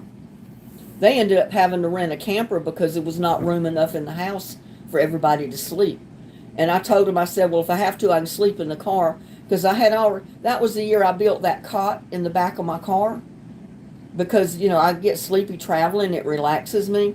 And sometimes you can't get to a motel, in time. And I said, if I start feeling sleepy, I'll pull over at one of those rest areas where the truck drivers and everybody else pulls over to go to the restroom and take a break, And I can just get back there on that little cot and take a nap, sleep it off, and then get back out and drive some more. So I was going to do that. But you ought to know that was some of the nights I could not sleep. So I was in and out of the car, off and on, all night, going into the house, going to the bathroom, going back to the car. I was just miserable, y'all. I couldn't sleep. Just like still some nights here I can't sleep. I'm up all night, and it makes you miserable. But if it had been not for having to get up to go to the restroom, I could have just laid down in that cot in the back of the car, and I could have slept there all night if I could have went to sleep. But it just worked out to where I couldn't sleep, and I was miserable. And I guess I made everybody else miserable by going in and out of the house all the time.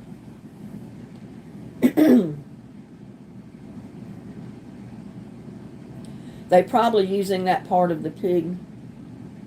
Yeah, the picnic ham is from a front leg rather than the traditional back leg. But it is so good you would not know it was not from the back leg. It tastes just like a ham that came from the back leg. Only it was better. And it was cheaper.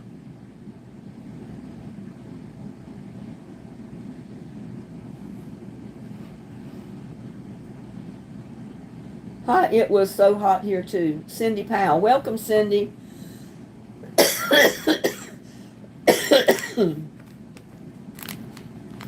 Yeah, I first started looking for those little picnic hams when we first moved to Texas. Because, I was still with my ex-husband at the time. We were still married. And he always liked at least one of those hams a week. Sometimes on Sunday for Sunday dinner, I'd buy one of those hams back home and cook it with Sunday dinner. I couldn't find any out here. We'd either have fried chicken or one of those picnic hams.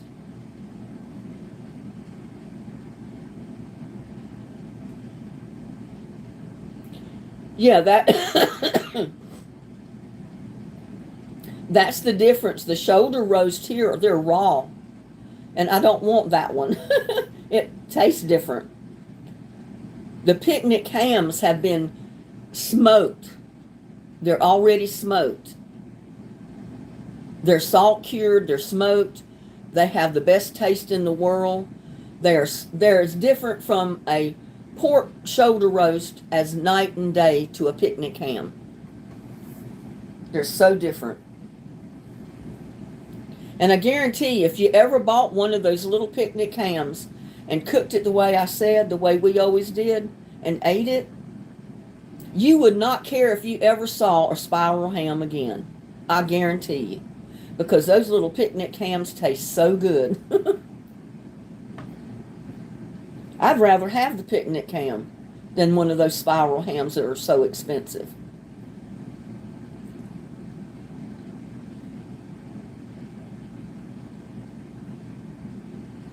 Yeah, they're the same cut of pig, but one is raw. It's not been smoked or treated or anything. And the picnic ham has been smoked and salt cured.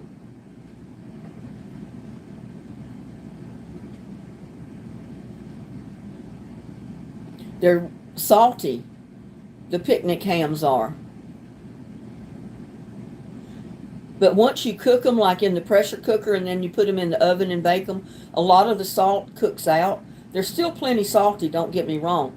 But that is one of the good things about it. It has the best taste in the world. And I love them. No, it says picnic ham. You went in a grocery store back in North Carolina where we bought groceries, and you went into the section where the hams were, the pork roast and all that, and there was a section for picnic hams.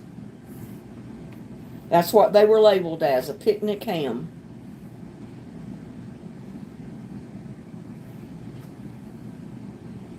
I haven't thought about it, but I think I'll look it up on the internet.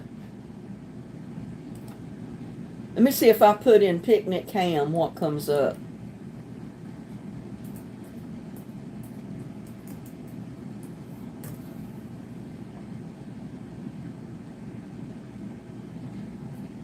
Yeah, they got hams that come up, but they're not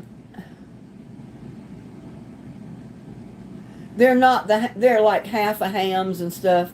They're not the pork shoulder that I'm talking about.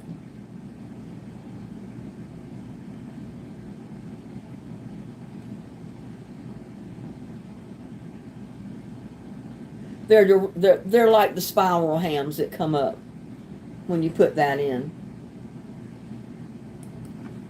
And how about shoulder? Add shoulder to the name and see.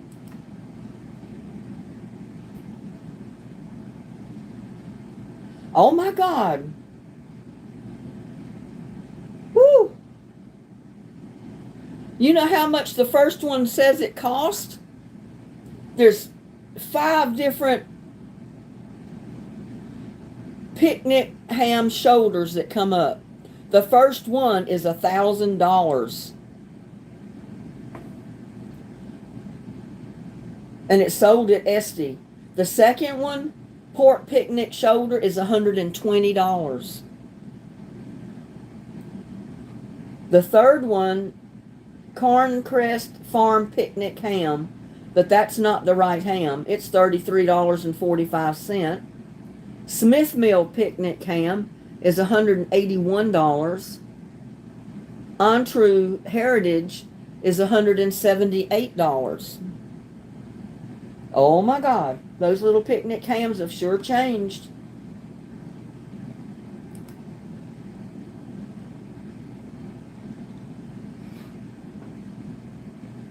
Let's see what it says in the description. Pork picnic shoulder, country cured Phelps genuine ham, 6 pounds and up. Buy 3, get 1 free. Oh, well, that's 3 of them for $120. About a 6-pound ham, because they're not very big. Says you buy 3, get 1 free. But I don't want to order 3 of them. Oh my God.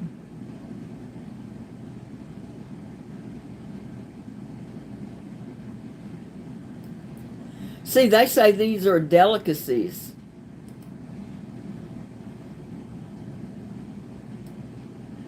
Pork picnic shoulder, country cured, but it doesn't say picnic ham on the package.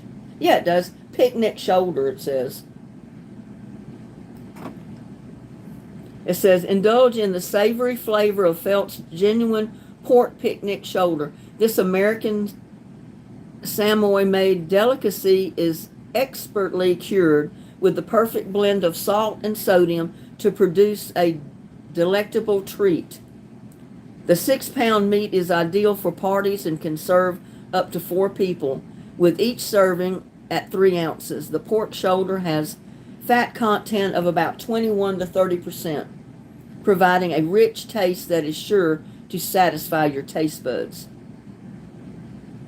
It says the product has a shelf life of 2 years. Because if these have been smoked like the ones back home, you don't have to worry about them going bad in a hurry. Yep, that's the closest thing I've ever found to it out here.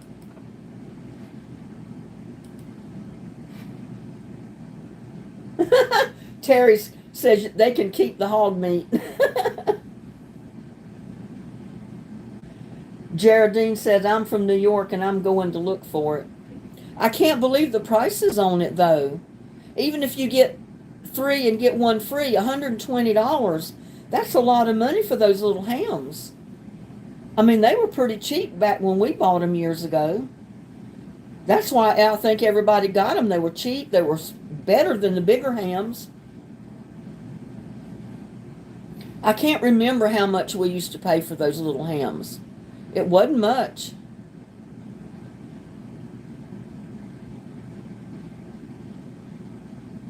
I like to cut gashes in them and rub brown sugar on it. Makes the puppy pull a freight train. It's so good. Well, I tell you what, cooking it just plain like I said, put it in your pressure pot, some water in there, and cook it for an hour. Take it out, wrap it up in aluminum foil, put it in your oven for an hour. Oh my God. It cooks a lot of the fat out, but there's still a lot of fat there. And when you slice it off or pull it apart, oh my God, that is the best ham you've ever eaten.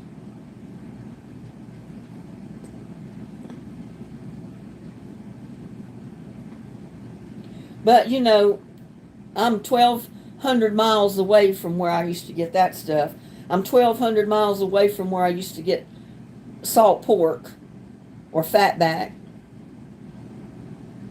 Texans don't know what that is.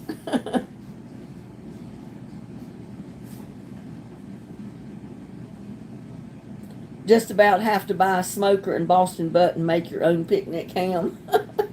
I don't have a smoker. I guess I could turn my grill into one. The way it's got the cover, it's like cooking in an oven. I could put a tray of wood chips in it and heat it up, but get it on a really low heat and smoke them like overnight in it or something. I don't know. I've never tried. And I had a company that was going to send me one of those egg-shaped smokers just to do a video. And I replied back to him, said, sure, I'd love to try it and do a video on it because I've been wanting to try a smoker. And I said, that would be ideal. That's a small one, my size smoker, you know. But then I never heard anything back from them. So I don't know what was going on.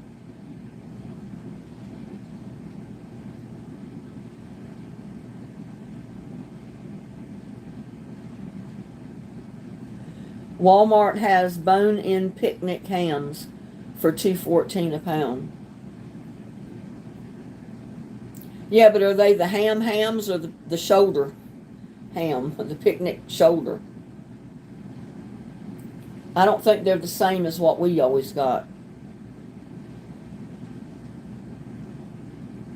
Because the hams we always got had a bone in it. And you always save that bone, and that's what went in your pot of beans. And any scraps of ham that was left over that, you know, you didn't have enough to do anything with went in your beans when you cooked a big pot of beans. That gave your beans the best taste, oh, you would not believe. And it was just a shoulder ham, shoulder bone. But the way it was cured and, you know, salt cured, and smoked, it was so good.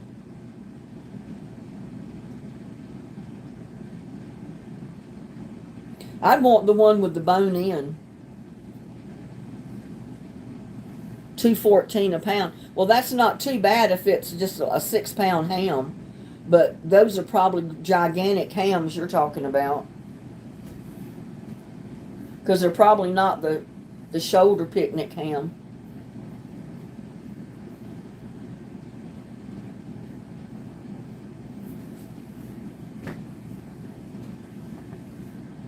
I mean, I like the beef barbecue and all that they have out here. It's really good. And I never really started cooking pinto beans until I moved to Texas. I always had the black-eyed peas or the lima beans, you know, the dried ones. But I remember the first time I cooked pinto beans, and I added a pound of ground beef. I made chili beans. My kids went crazy over it. They loved the chili beans.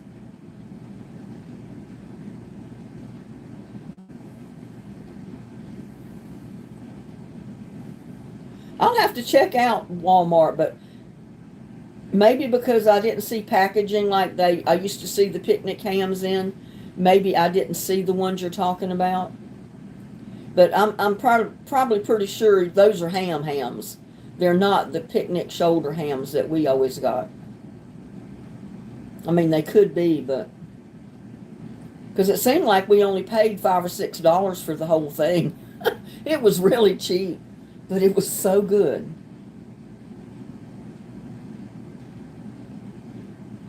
I'm not going to be able to keep thinking about eating ham.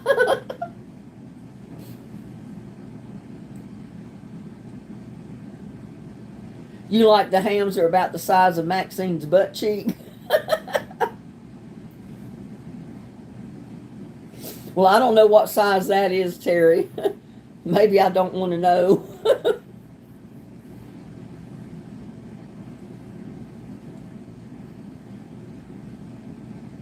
Oh, you grew up in Macon, Georgia, Jana?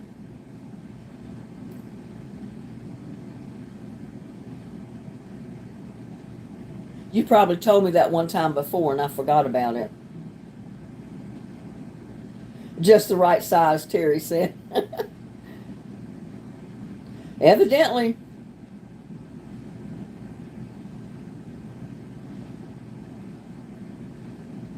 So you a Southern Belle too. Grew up in Macon, Georgia. I came across a video today just by accident and it caught my attention and I started listening to some of it. And it was on this gigantic, I mean humongous, it was a mall plus theme park plus go-go track. Everything imaginable was in this huge shopping mall. And I forgot how many square feet this thing covered, but it looked like a whole city. I mean, the main mall was in the center and then it had like extensions off of it out everywhere. It looked like a big city and it was a mall.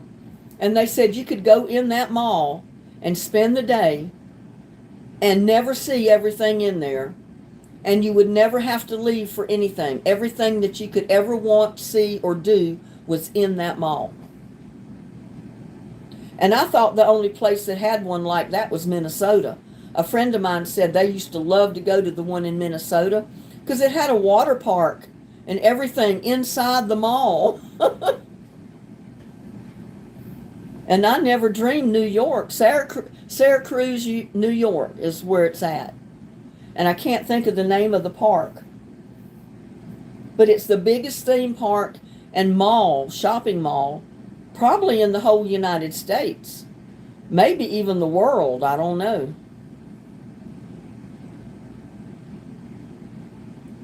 No, it's not the Mall of America. It's called Destiny or something like that. I forgot what they called it.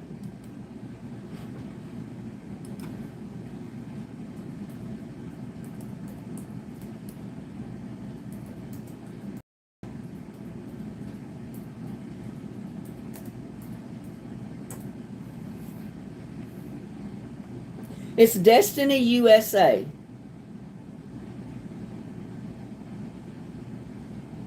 They've got factory outlet stores. They've got everything under one roof. They've got antique carousel in there. They've got theaters in there.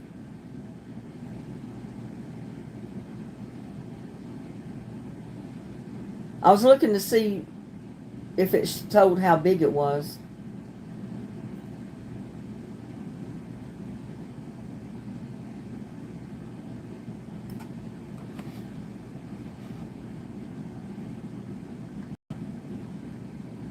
Let me see if it says how big it is.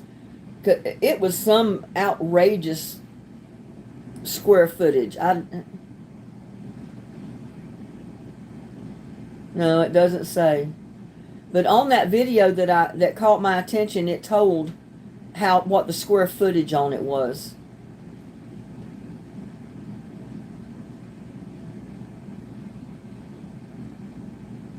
"26 million guests visit this place annually."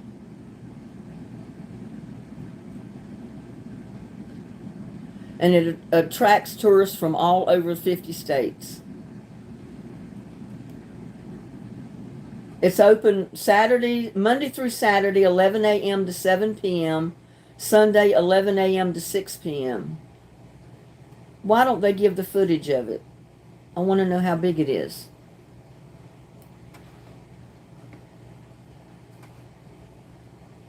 It was just some outrageously big, but it's called Destiny USA. 2.4 million square feet. I thought it was in the millions. I couldn't remember.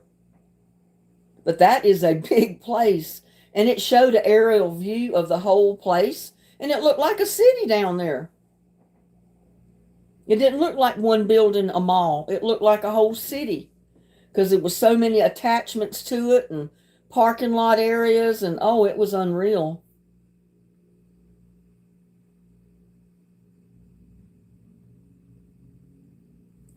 "Tell a true story. My cousin thought one day it was a good idea to give prison workers lemonade." Really? She was hauled over the fence by a doofus, and he said, "You'd better get your white butt back over the fence." Oh no.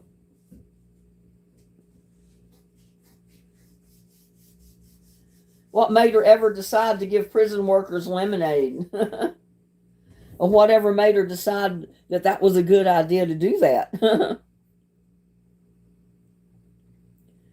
Hi, Caleb. I'm doing great. How are you? I hope you're doing good. And I hope that little boy's doing good.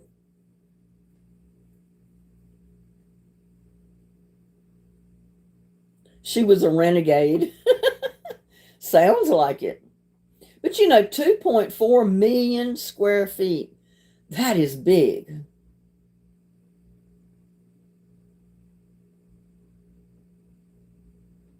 I wonder how many cities even reach 2.4 million square footage. There's a lot of towns that aren't that big.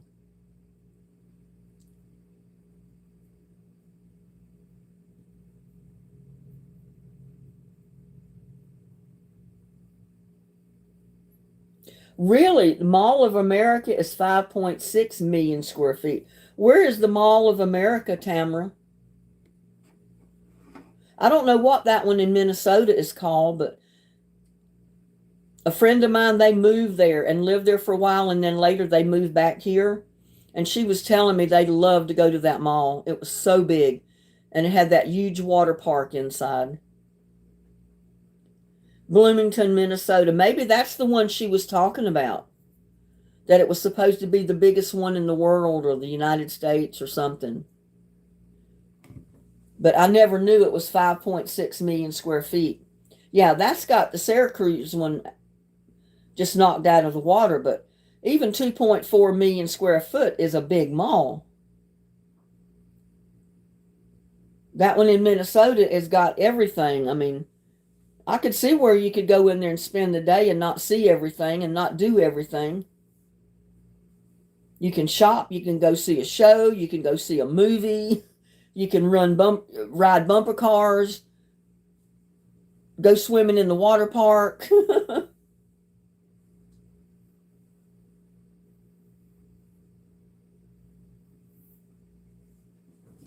It's just something to attract people.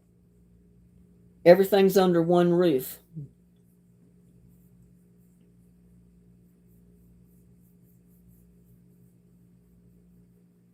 But I never knew that New York had a big one too. Not until I accidentally came across that video. I think I was working on my own video, and I was going in and out of my studio, my YouTube studio, doing stuff. And when I flipped out one time, there was the thumbnail for this Syracuse mall use extravaganza mall. And I said, holy cow, I didn't know that New York had one even. But that's got to be the one that my friend was talking about. It was, because I knew it was in Minnesota, because that's when they lived in Minnesota. They went there, and she said that place was so big. Oh my God, it was humongous. I don't know if I could handle being in that big a mall. I mean, I would, I'd be afraid I'd disappear. Nobody'd ever find me.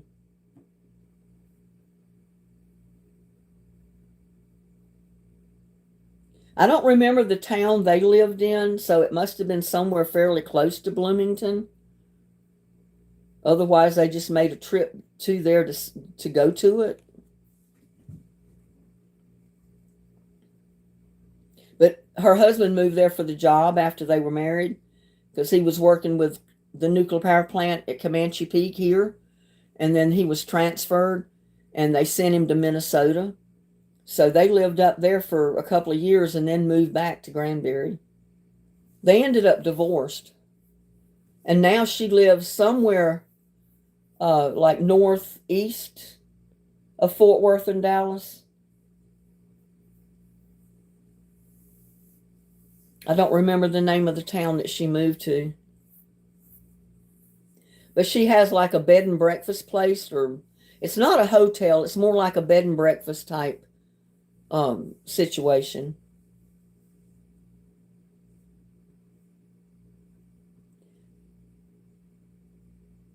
Yeah, I do. That's one of the possum I caught in a live trap that was living under my house a few years ago. I'd take pictures of everything I caught because I knew nobody would believe I caught them. I'd take the trap, put it in the trunk of my car, take them down the road several miles, and then take the trap out, open the door, and watch them run across the field and hope they didn't find their way back here. I did that for several years. I caught raccoons. I caught armadillo. I caught possum. It tickled my granddaughter when she was little. When she was this size, she come over here and saw that. She says, Grandma, what is that in that picture? And I told her that was a possum that I caught under my house. I said I had a family of possum living under my house. They would find a hole to get under my underpinning and get under my house every winter and have babies under there.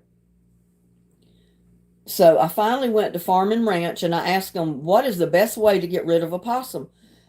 I said, I get cats, possum, you name it, under my house. And they set up residence, and I don't want them there. And he said, what you need? And I said, I don't want to shoot them. I don't have a gun. He said, well, if it were me, I'd shoot them.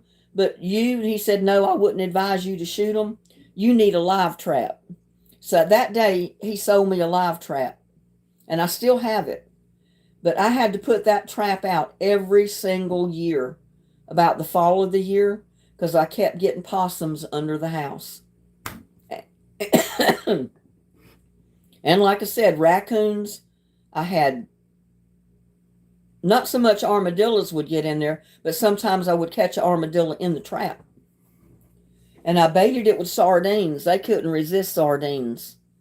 And I'd catch them, take them down the road, put them out, and I'd keep setting the trap till I didn't catch any more, and then I'd put the trap up.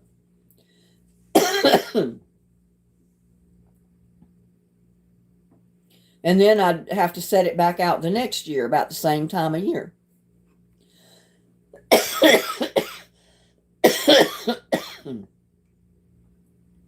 But with all this construction going on around me, I guess what possum were left took up residence somewhere else, because I haven't had any more under my house. It blew my mind one day, or one night, I heard something rustling around under the vent in my bedroom, and it's at the foot of the bed. I turned the light on in the bedroom, and I looked down at the vent, and here this possum was looking up at me.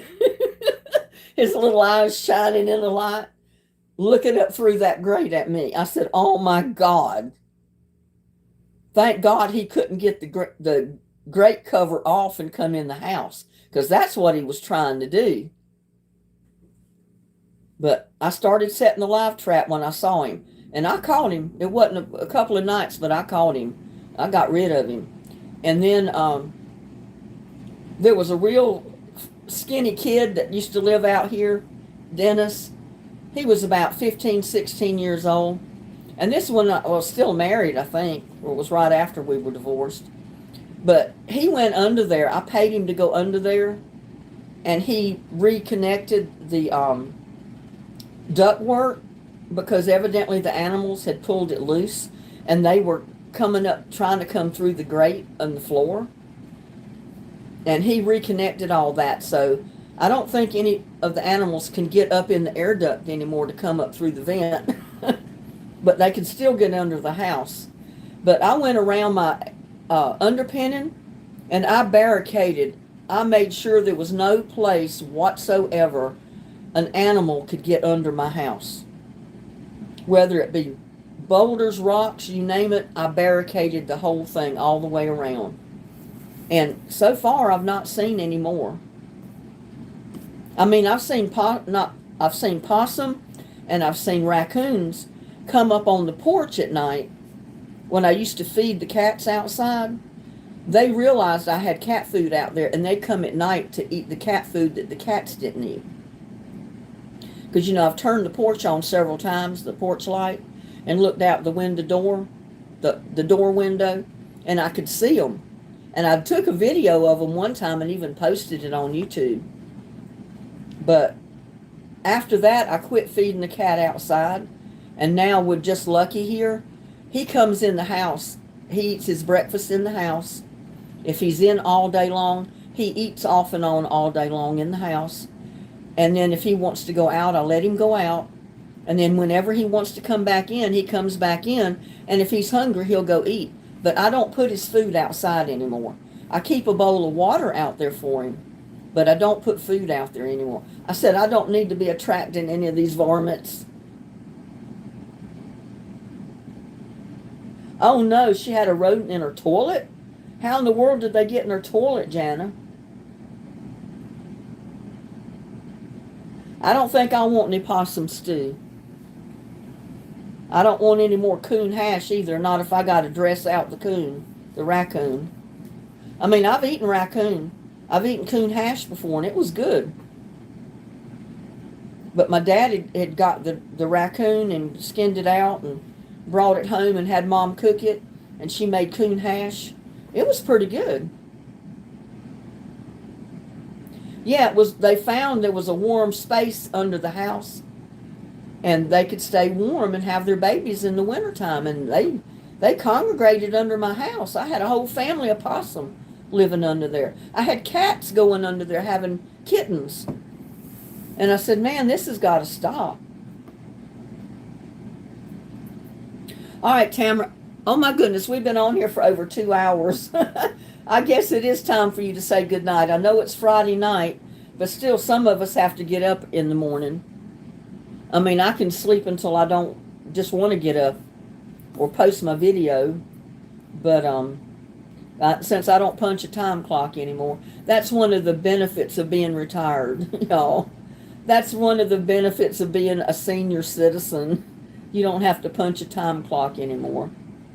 So night, Tamara. Sleep tight. Don't let the bed bugs bite. Have a blessed day tomorrow. Stay cool.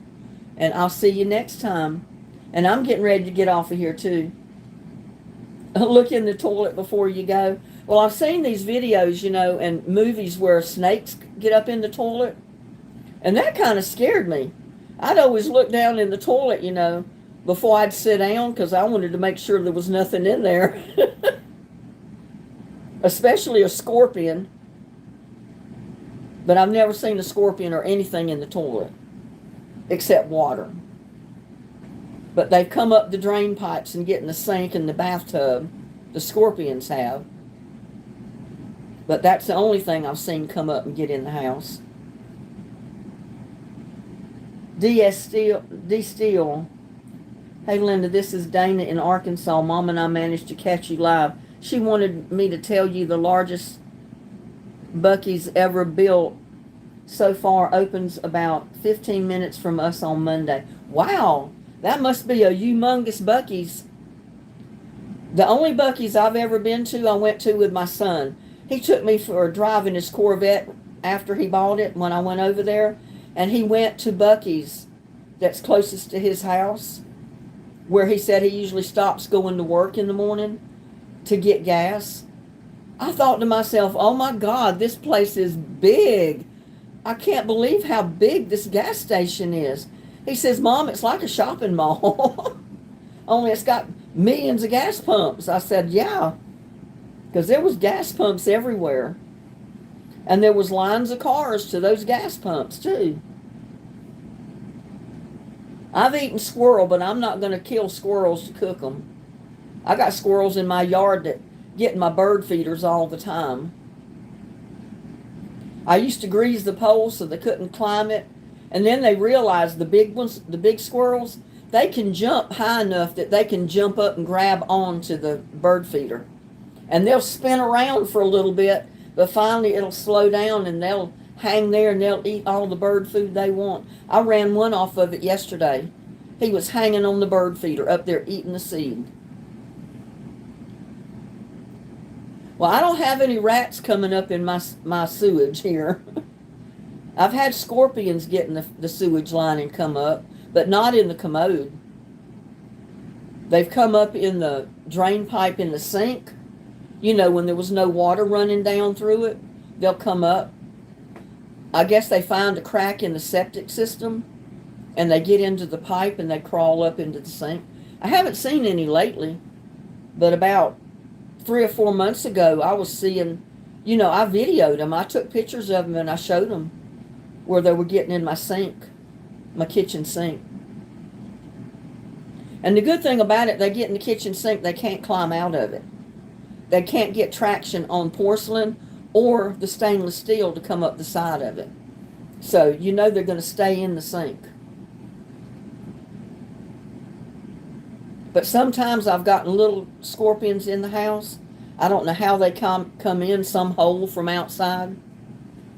Maybe where pipes come in the floor and there's just enough space that they squeeze through. I've had them get up in my cabinet where my coffee cups and bowls are. And I've went to get a coffee cup or a bowl and there'd be a scorpion in the bottom of the bowl. Because he can get in it, but he can't get out. He can't get enough traction on that bowl to climb out of it. So he usually stays in the bowl till he dies or till you take the bowl out and find him. Or maybe you need to go back and check where you subscribe to the channel and make sure that all notifications are checked.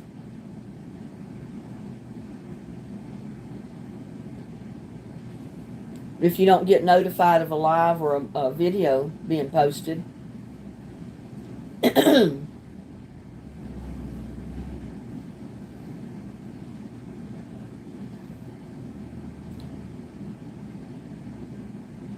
haven't had spiders come up, but occasionally I've had scorpions come up.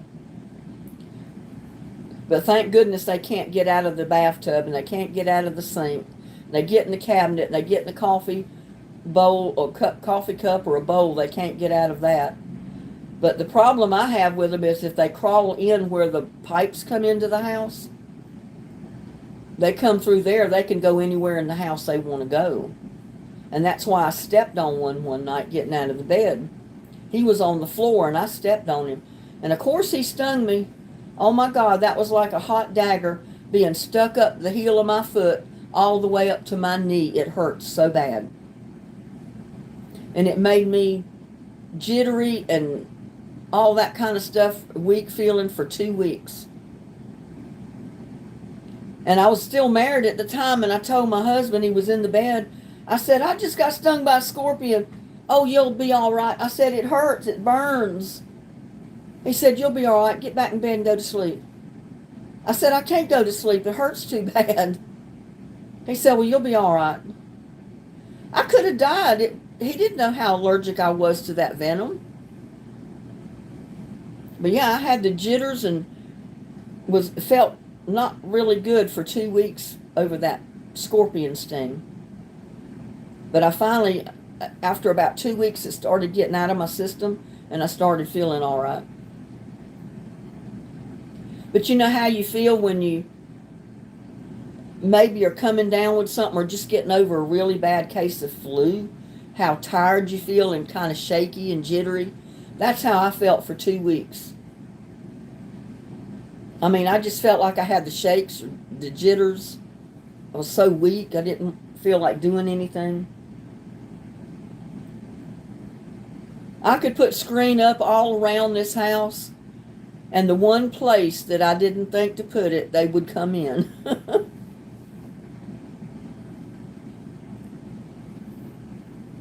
But now I think the last time I found spray to spray the house, it not only keeps the scorpions out, but it keeps all these other critters like the roaches, the ants, and everything else. And it keeps them out for a pretty good while. And I've got these plug-in things that sends out like waves that's supposed to keep like rodents or scorpions or any type of critter like that from coming in the area where that plug-in is plugged into the outlet at. And I've got several of them throughout the house. So that helps too.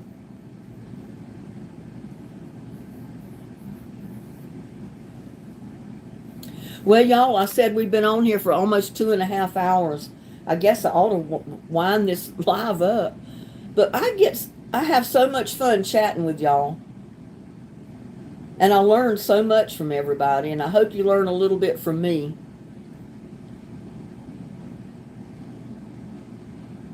All right, everybody. I appreciate it that you took the time to come into the live and spent 2 hours with me.